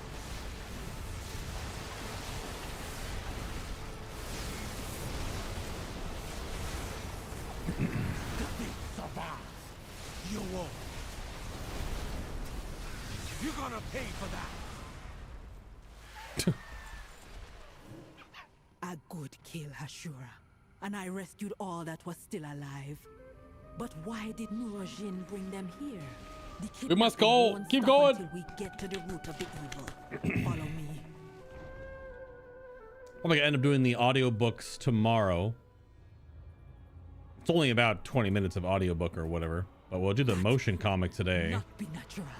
Or oh, are they? They're probably in order. We want to do the audio stuff first, yeah. Powerful magic spells.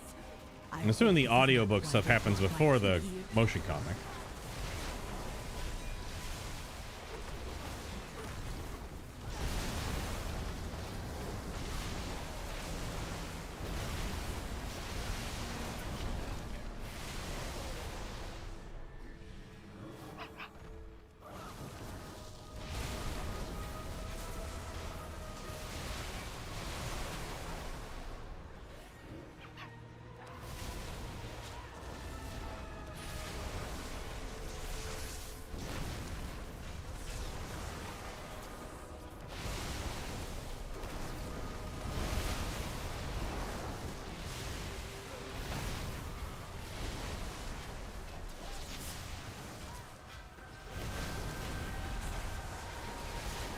Where are we going?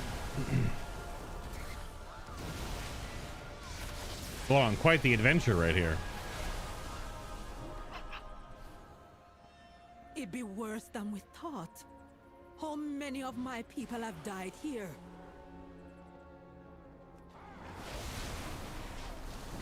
Will they walk straight through? Absolutely not.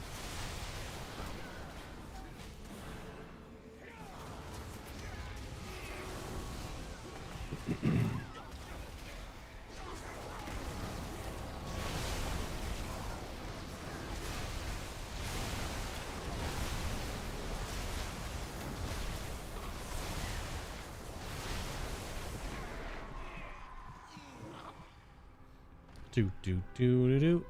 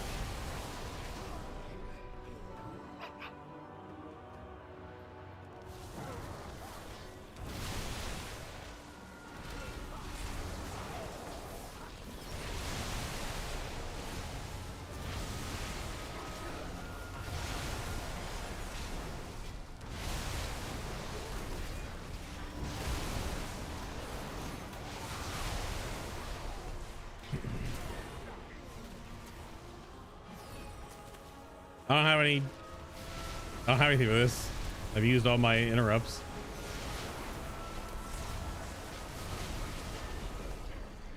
Oh, now that time the NPC's interrupted? That's weird.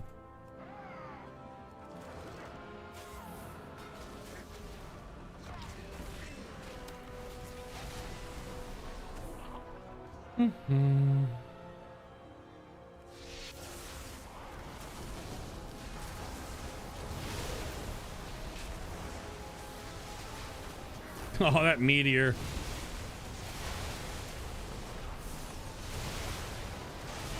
The meteor was sad.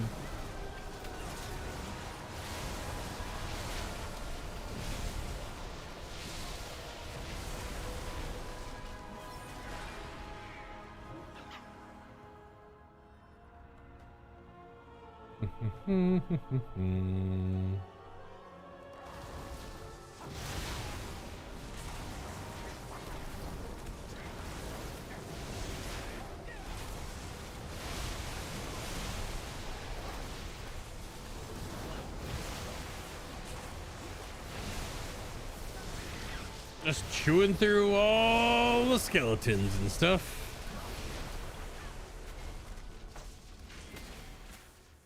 What's she doing? She's rending the souls. Rending the souls.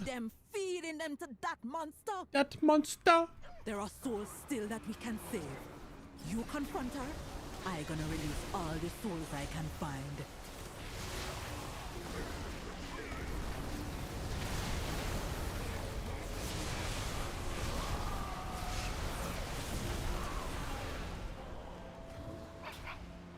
That monster. What's this? New souls for my experiments?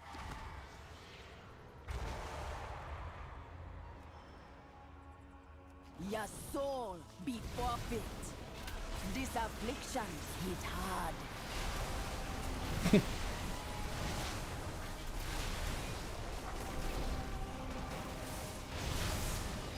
Go, make them suffer. Only one ghost on normal? Ma'ako, Ma'ako, Ka, Shada!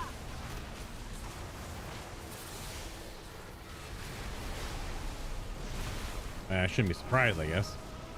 It's been a long time since I've done these on lower difficulties, right?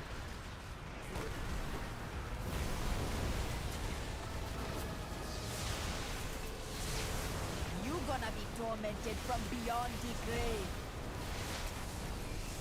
Oh no.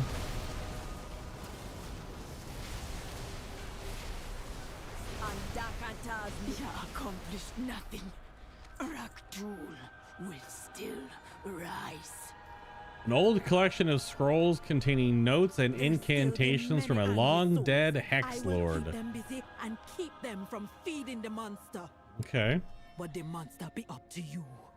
Be up to you.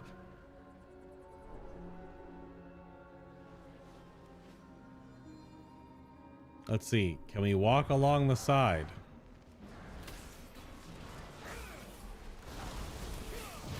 Or will we end up pulling everything?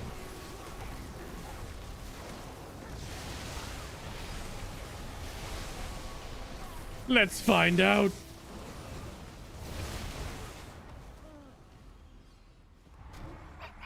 Oh.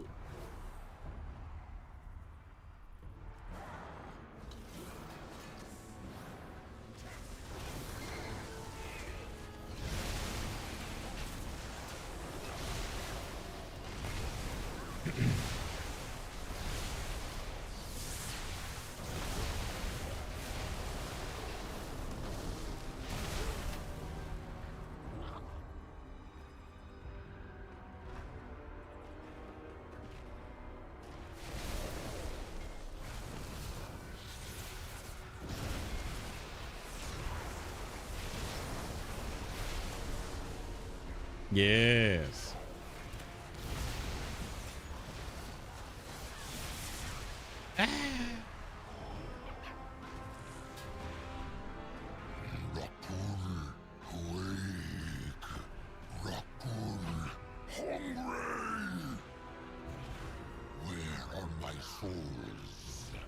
Souls.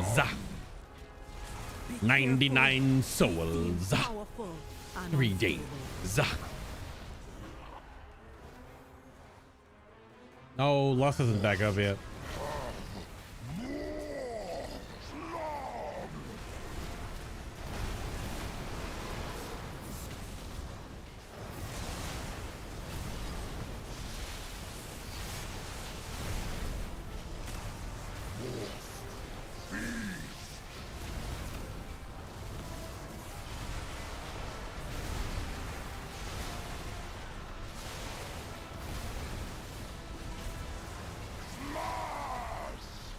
No.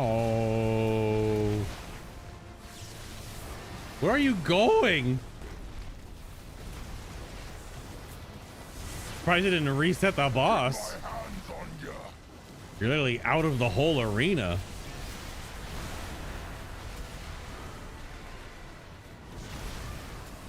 That's crazy.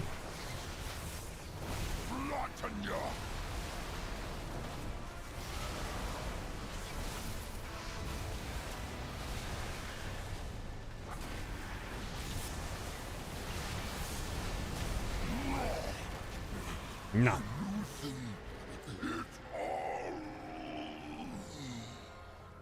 With the creature dead and the vile branch gone, we with the bark all be sleeping a little safer. For now. We will always be looking over our shoulders at the vile branch. Come back with me. The chief be having a reward for you. Okay, bye.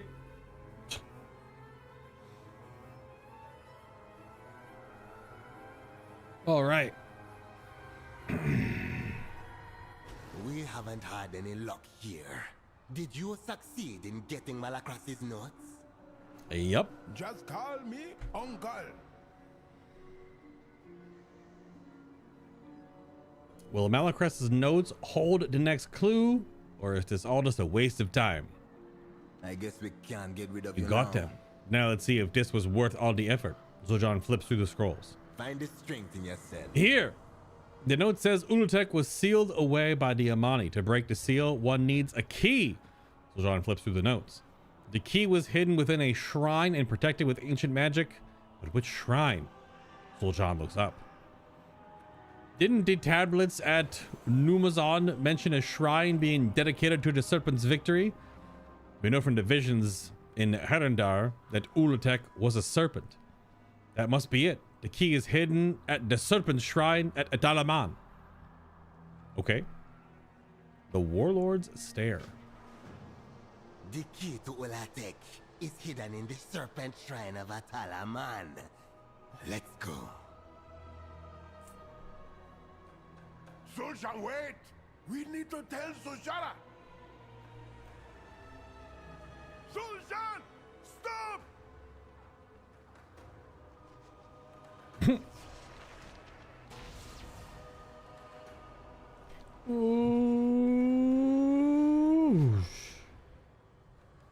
He will not stop. In fact, no stopping. No stop, only go. Many are still recovering from the Twilight's bleed attack. Help us gather herbs round the shrine of Cozy for medicine. No. If the key is within, we will have to smash the shrine open. It is the one that's directly connected to the bridge, which is directly looking at the island, which is kind of cool. I can remember. Isn't this exciting? Zul'Jin is about to unearth the key to Ulutek. Such power has not been seen since the Amani first arrived in Zulaman. A power so great it defeated the Dark One. It defeated one faceless one, not like... I've beaten how many old gods now?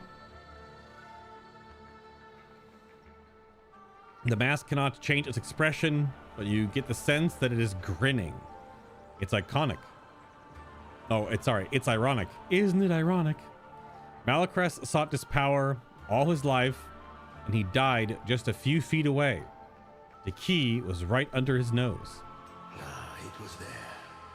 Come back later. Sure. Zul'Jin is intent on desecrating this shrine, all on the word of Malacras. Kenduru shakes his head. I've sent a message off to Zul'Jara. Let's hope she gets it before Zul'Jin does something even more foolish. Zul'Jin may not listen to me, but he will listen to her. I hope. Don't be a stranger. I have a few ideas. Something tells me he's not going to.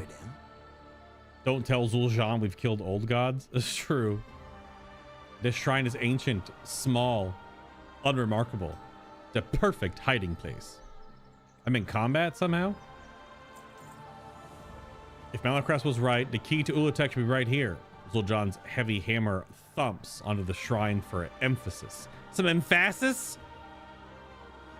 It may take some time to break through the stone to find it. I don't know what kind of protection the answers have in place, but you will have to deal with them while I work. I admit I do not believe divisions in Herendar. I don't fully trust Malacrest's notes either. Boy, you're sure going forward headstrong. But if the key is here, that would be undeniable proof that what we are chasing is real.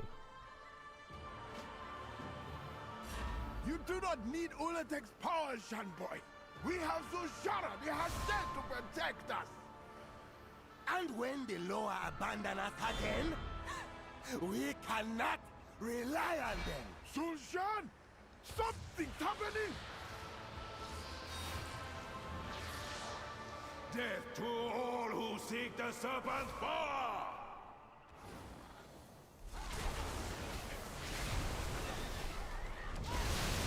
Sir, we don't need to do this. Do not be tempted by power like your grandfather. He brought ruin to us all. You do not need Ulatek's powers, Shanboy. We have Zushara, the Hashed, to protect us. And when the Loa abandon us again, we cannot rely on them. I promised Amani. Never again. Our ancestors are warning us. Help me stop this. I can speak to Zul'Shan optional. We don't need magic. Almost there, just a bit more. We need solutions. That's it? Hashura. What would you hear? Oh, go talk to Zul'Shan. We can't keep this up forever. I need you to talk some sense into Zul'Shan before it's too late. Can you hold them off without me? Okay. Cutscene again.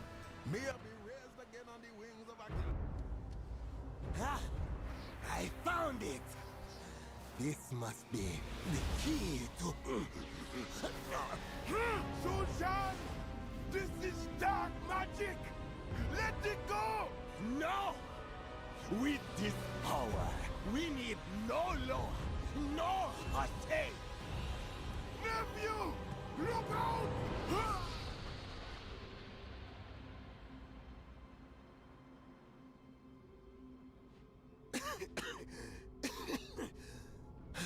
Uncle! Uncle! He is dead, Zul'Shan. No. No. I didn't. Tragic. A lifetime of devotion to his Loa. Yet where were they when he breathed his last breath? Sadly, this is the fate of our people.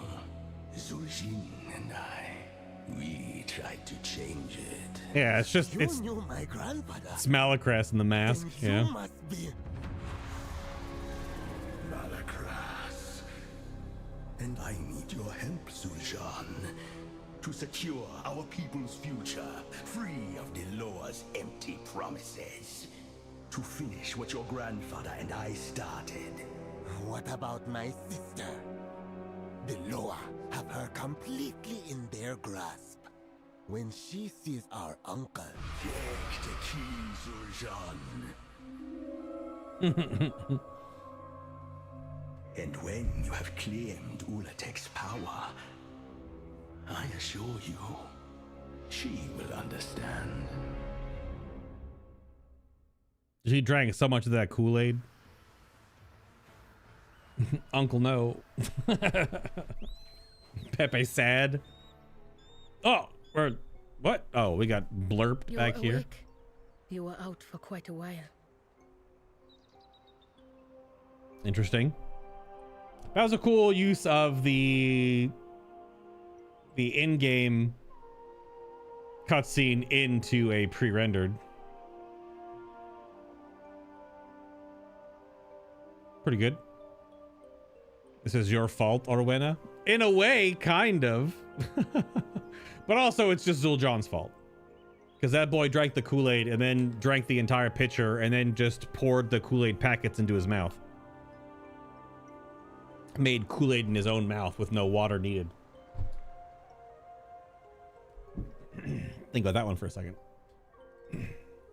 Speak Speak to me. The Yamani found you and Kunduru at Atalaman. They carried you back here. Dead end. After the meeting in Harundar, I came here to speak with Zuljara about the vision you witnessed. Zuljan had seemed upset when you left, and it was not my intent to make him so. But all of that can wait. Now that you're awake, you should go speak to Zuljara. She wants to know what happened at Atalaman. Your uncle's dead, but thanks for giving me this weird, big-headed little bird pet. Zuljara is at the lower shrine, attending to Kinduru. Come. Mm-hmm.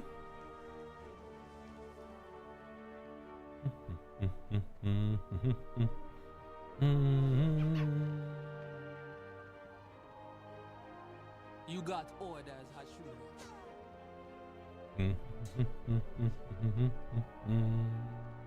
What would we do without you, Uncle? There ain't no way his whole body fits under this one piece of... He was a large troll. Your path leads you deep, stranger. I had hoped the meeting in Harundar would lead to a newfound sense of peace and understanding between our cousin races. Instead, our good intentions have led to tragedy. I can't help but feel responsible for these events. If I had not set Zul'Jin on the path to Ulatek in the Den of Echoes, it would never have led to this outcome. No, he's just impulsive and an idiot and bloodthirsty and stupid. Or when I glanced at the shroud over Kinduru's body, I had pledged my aid to Zuljara to help her find her lost brother. It's the least I can do. Do not fear the dark. Good to see you again. Last time I saw my uncle, I had asked him to accompany Zul'Jin to a diplomatic meeting in Harundar. Now I find my uncle dead, you unconscious, and my brother missing. Zuljara's countenance is equal parts sorrow and fury as she turns to look at you. Tell me what happened. I see. Hashura, would you honor us by helping with the death rites? The herbs are undercut. As for Zul'Jin, he has always obsessed over our ancestors' legacy and our grandfather's glory. But to join forces with Malakras, that fool. I warned him about that villain. He manipulated grandfather, and now Malakras did this. He killed my uncle. Yep. I know it in my bones. And now he has my brother in his clutches. We have to find them. I have to save him. Zul'Jin is adult, but he is my brother. And the only family I have left. He is definitely adult. That's for certain. It's okay. He would have went that island one way or another. Yeah, that's what the patch was. The patch was going to take us there anyway. This is just the story that they decided to tell us, but, you know, to get us to the island. That's where we're going. That's where the patch is.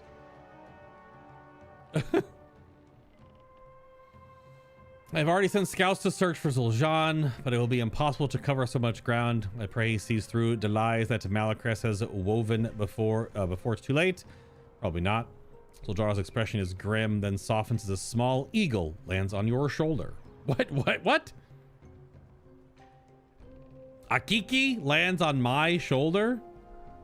Okay. Thank you for telling me what happened and for being with my uncle at the end. This eagle was my uncle's favorite companion on his walk through Zulaman. I think he would like it if you took care of him now that he's gone. Oh, what the hell? What? Zuljara, I bear responsibility for putting your brother on this path. I will help you find him. Thank you. Look at his big stupid face. This is not your fault, Owena, but I welcome your help.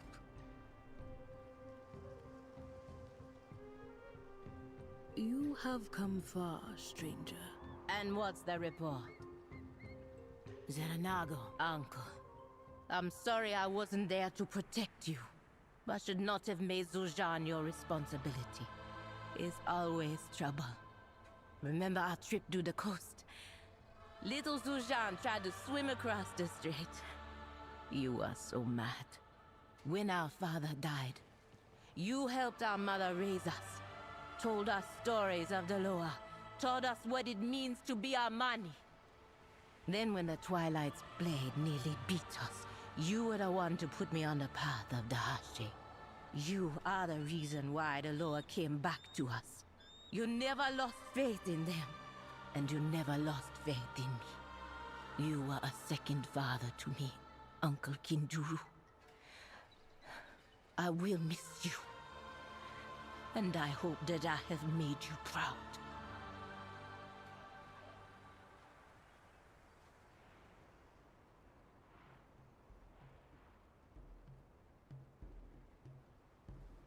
All right. That was the first chapter. Legacy of the Amani. That was actually quite substantial. That was, I mean, I take longer to do these things, but that took about 3 hours. That was a good chunk of stuff. That was a good chunk of story going on right there. We have 4 more parts coming up. I wonder how many parts. Will we have 3 chapters on launch? Because the Battle of Atal Utek is the raid. And the raid is 1 week after. So do we get 3 chapters on Tuesday and then the final chapter? It might be 2 and 2. Because it can't be 1, 1, 1, 1 because the raid's going to open and then we're not going to have the story to do the raid. That'd be kind of weird. So I'd imagine that the raid will happen with the final story. Yeah. This island is actually quite large. This in-game map doesn't have it yet. Obviously the map will update because we see part of it here. It's actually quite a large, substantial landmass. Granted, it's a major patch, so sure. Another island gets added to World of Warcraft. What's that? A new expansion? Oh, a new island. What's that? A new patch in an expansion? Oh, a new island. That's all. That's just how this game works, man. It just adds a new island to the oeuvre of islands in World of Warcraft. It is pretty big. Yeah, it's quite large. Considering there's a dungeon there, 2 delves, and the raid. Yeah. Islands are just Azeroth's pimples.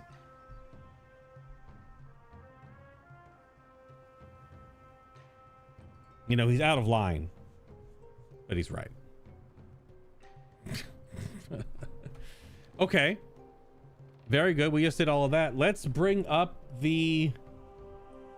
I'm assuming the motion comic takes place right after this. So we'll do the audiobook tomorrow, which is... Yeah, the audiobook's like 20-ish minutes long in 3 parts. The audiobook is Lorthamar based, so it's gonna be stuff before this. So let me pull up the motion comic and we'll get this going. Because the first image of the motion comic is Zul'Jin and Malacras's mask. So it must just start right here, if I had to guess. So we'll just pop this up right there and get to watching this roll. One moment. They pop up when something nasty comes around and we go in and blow them up.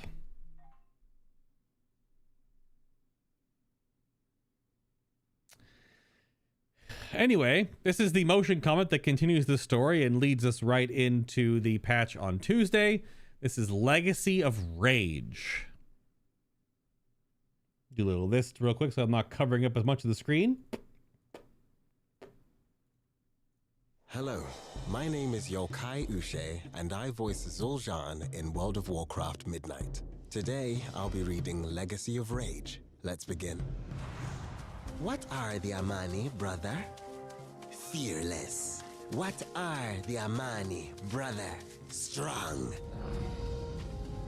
What are the Amani, brother? The Amani are victorious. Then why are you in second place? Strategy. Can't let you know my next move. Now you tell me, sister, what are the Amani? dying slowly. Indeed. Unless you show them a path to survival, boy, with this. You call me boy, even though I carry the Amani's greatest power? You carry nothing but the burden of the Amani's future. Focus. Tell me what you feel. I feel grasping on my soul. This power will cast. Yes. But think of your sister's way. She will admirably, dutifully, honorably see you all reduced to ash. The shrine to our extinct people will be beautiful and quickly forgotten. But how can I succeed where even my grandfather failed? Zul'jin understood a great truth, that the lower take more than they give, that without us, they are nothing, that without them, we could be anything. You avoid my question. My grandfather failed. He died. I know. I was at his side. Atalaman was our great fortress, our great plan, and the first step toward even greater power. Ulatek, yes. And was Ulatek his plan, or yours? Clever. So much like your grandfather. We both knew a little back then, only that a hidden power had been sealed away at the dawn of the Amani Empire. A frightful creature, an irresistible force. She with an aura so dark it might swallow the sun whole. Ulatek secured the Amani Empire for generations. They sealed her away until her power was needed again.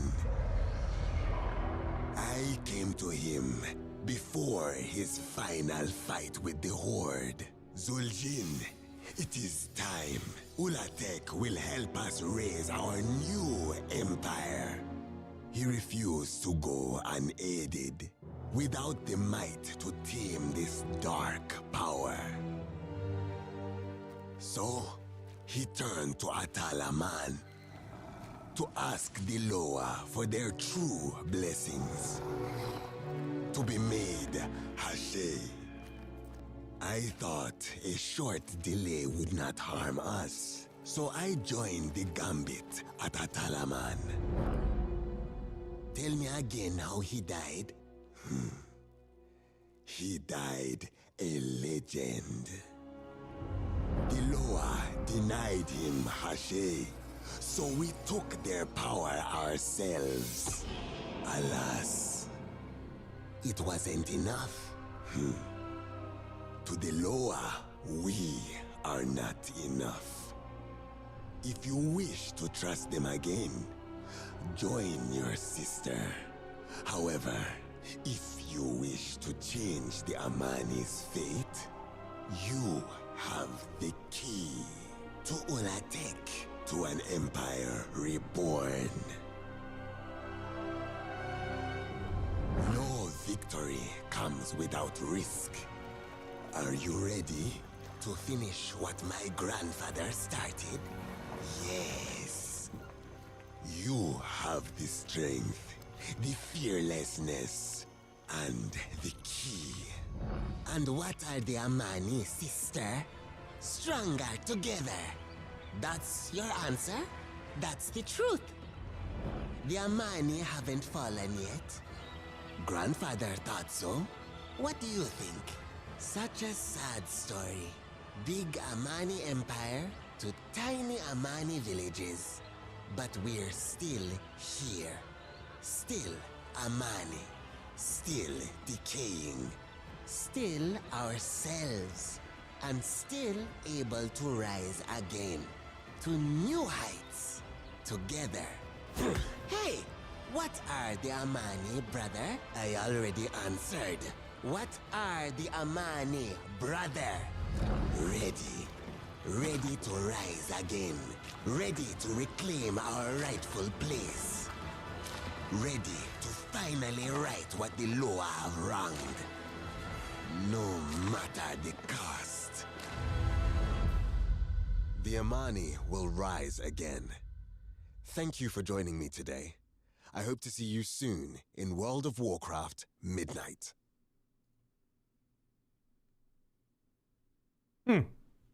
Okay. Okay. Yeah, that does take off like right after that scene in game. Because he's on a boat paddling over to the island. Which is weird because I guess he gets to go there and not be squelched by the mist and the poison or whatever because he has the dagger, whereas we have to find a way to part the mist, and then there's a whole talent tree unlock thing where we eventually start to get more attuned or less. I mean, it's borrowed power for the island because eventually, like, touching the poison will just like really hurt, so we have to power up ourselves on the island, borrowed power style, just to deal with it over the coming weeks. Okay. That's pretty cool. I definitely felt like some of this was pretty set in stone when we got this character in the story, because they weren't really hiding the fact that Zul'Jin wasn't gonna, sorry for the flashbang, wasn't gonna just go right down this same path as Zul'Jin. It's kind of interesting that's what they're gonna go for. The one thing I was gonna say that I'm kind of disappointed at is if you've seen Ulatek's model, and maybe there might be another phase or a mythic only or whatever, but this just depiction, big giant cobra looking crazy relief, the multi eyes in the background because obviously she's got multiple heads. This looks so much more epic a depiction than the actual in-game model of the raid boss that we're about to get in a day and a half. The raid model of Ulatek looks pretty meh. Yeah. I think it's more for the people who know little of Zul'Jin. Yeah, to make the parallel obvious, of course. Because if you've been playing for a long time, if you're an old head, if you know that story, if you played Warcraft 2 and 3 even, then you know of that character.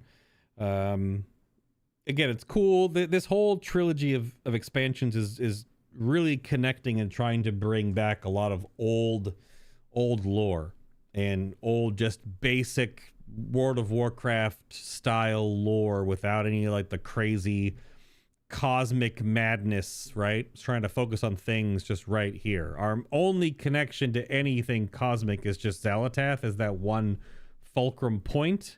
But even she's like, you know, it's all about Azeroth and the World Soul and yada yada. So it's like that. It's just right here. Before it gets big again, I have no doubt that the story will get large and wide and explode again. They maybe not during Last Titan, but I can't imagine what the expansion right after that's going to be. But yeah, this is the one thing that caught me off guard. The story is fine. The voice acting is good. You know, story is not like, you know, crazy, but I just watched the Avatar Aang movie, and that story is not crazy, but that movie was awesome, and the animation was incredible. This story is pretty simple. You know, there's reason, there's motivation for Zul'Jin. He's not like making this shit up. I did think like the turn and how fast he drank that Kool-Aid was in the course of 30 minutes. But yeah, this depiction and this like relief structure of Ulatek is a little bit unfortunate that it looks so cool in this comic book form, but it really, the model in game is pretty unfortunate, I would say. The model is pretty unfortunate. On I don't know. I feel like they hopefully there's like another form of Ulatek that the raid version is just like a start phase, because it really looks not grand enough for an end boss of a raid. Unfortunately, it's kind of a letdown, like visually. So we shall see. But overall, I mean, the comic was still good. It definitely reads really fast. The comic, motion comics can sometimes Riot actually with League of Legends has a lot of motion talking motion comics over the past 2 years, and that motion comic felt really fast, like it was just continuously talking. The voice actor had to go between, because he did all the voices, right? A higher pitched one for Zul'Jara, a lower one for Malakras, and then the one he does for Zul'Jan. But it just kind of blended together a bit because it was all read by one guy. But because the motion comic also had the dialogue butted up against each other with like no breathing room, it just kind of like kept going and just slamming the dialogue into you. So it could have had a little more breathing room for some of the deliveries, but it's still fine. Clearly quite talented voice actor. His the way he hitches his voice and the accent he's using, I'm not familiar with the guy at all. I'll probably have to look him up to see what his background and other characters he's done is, but pretty damn good. They've definitely found some good. Yeah, I see the image of Ulatek on the thumbnail for the WoWcast preview. Yeah, that model is just not. It's just not it. I don't know. I feel like that model is not very impressive for an end boss, dungeon boss, raid boss rather. It's just kind of lanky and empty and I don't know. Just feels a little meh. Unfortunately, it's just some freaky lizard, not a snake. Yeah, it's a Hydra lizard with wings. Whereas the version we saw from that one, granted, that was just one of like the Hydra heads, like the big fat chunky ones, but those have some heft to them, right? They have some body. So, yeah. A freaky snake lizard. Well, yeah. But yeah, overall, pretty good story. We had a lot of discussion about it during it when we were having it, and yeah, it was pretty good. That was pretty good. I think the more interesting part of it was the discussion about the lore of this game and what is real and what isn't real, and the perspectives that we're trying to understand as players, which that was an interesting discussion. And we're just kind of along for the ride in a way. We're just kind of along for the ride because we can only just suck up whatever story they give us. And clearly over the past couple of years, the story has been pivoting and been readjusted, mostly because Chris Metzen coming back. It's like, do how the raid fight will be? It needed more width. Yeah, I mean, I've seen the previews. Like, there's a bunch of like poison waves and stuff. Yeah, but yeah, again, maybe that's not her final form or something. Maybe there's like a chunkier form. Maybe that's just some, yeah, just feels kind of empty for a end of raid boss. You also guess since Zul'Jin was from the Warcraft era, got deleted from the game in Cataclysm, gotta make sure people remember him. Yeah. Well, yeah. Well, his dungeon is still in the game. I brought it up. I guess technically his version is not in the game anymore, actually. Malakras is still here, but yeah, Dakara is here.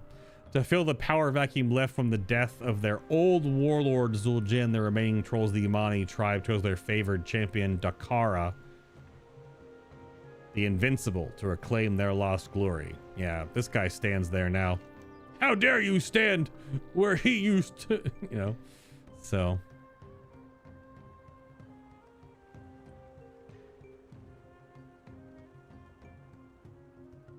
Yeah. But that's all pretty lore accurate. The place we were standing is the new version of Zulamon's exterior, but that was Hex Lord Malakras's, that's his platform right here. So, but yeah, the old version with, yeah, see, I don't know what's doing that. It's so weird. The old version with, Zul'jin, he's not in the game anymore. Yeah, it's true. Yeah, the raid version is gone. Yeah, true. Yep. Because they demoted it and relaunched it as a dungeon later on. Yeah. Is the raid version? The raid version with Zul'jin is in Cataclysm Classic, right? But has Cataclysm Classic, hasn't it moved on to Mists of Pandaria Classic, or is that later on this year? Yeah, and old ZG is gone too, yeah. Because this is Jindu the Godbreaker, whereas old ZG would have been Hakar. Yeah. This is like a second version of that, yeah. Changed in Cata 4.1, so only TBC Classic has it. Gotcha. Yeah. Yep, fair enough. I mean, both of these are timeline congruent. I mean, not anymore. They're obviously many years ago. Timeline bubble. Yeah. Neat. That was pretty good. Yeah, so we'll do the audiobooks tomorrow, and we will do I'm gonna do a bunch of the side quests here in Zul'Aman just to keep it on theme. I'm just gonna spam all these. I have how many quests in Zul'Aman that I haven't done? I don't know if we're gonna get anything real from these side quests or anything, but yeah, we'll work on these. I still have side quests all over the map that I haven't finished yet. I've been slowly working on them on the background. There are so many. It's like a surprising amount of side quests in this expansion. I've lore mastered the past two expansions, Dragonflight and War Within, but this one is like, there's so many quests. Your OG hunter still has the shitty bow from ZG, forever transmogged. Oh no. Terrible. Yeah, Mandakire's sting. Yep. The snake bow. Uh-huh. So now who the hell is Mandakir? See? Why wasn't that called Ulatek's sting? That would have been... It was because the Bloodlord's name is Mandakir. But hey, he had a snake, so there's been, you know, there's been this lore. At least there's something. The visage of a giant snake. Yeah. Yeah, that was the guy's name. Bloodlord Mandokir. Oh, yeah. Yep, he was just a troll with a sword, but he dropped a bow. Yeah, he was the guy riding the raptor. Yeah. Yep. Yeah, because that one, yeah, goes into, yep, Hakar. God, that version of this, of ZG has so many bosses in it. Good lord. There's so many bosses. They don't make raids like that anymore. Everything is pretty streamlined now. They don't make raids like that anymore. Planned since Classic? Well, that would have been Burning Crusade, right? Burning Crusade. And yeah, and I guess tomorrow maybe we can go over this. Let me see. Maybe we can go over.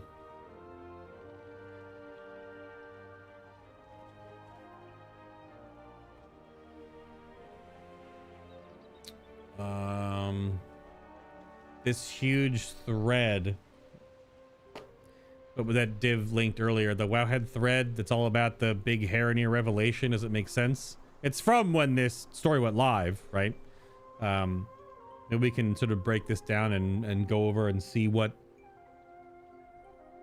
they're saying through all this stuff, and let what we talked about today. Yeah, because they've even got like visual aids.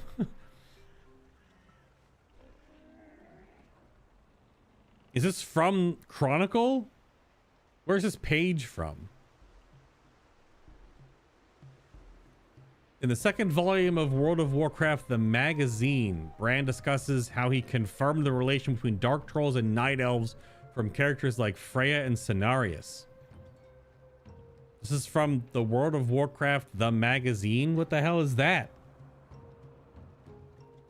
Yeah.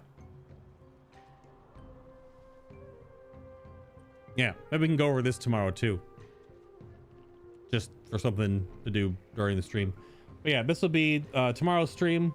Whoops. Will be a little later. I've got stuff going on during the day.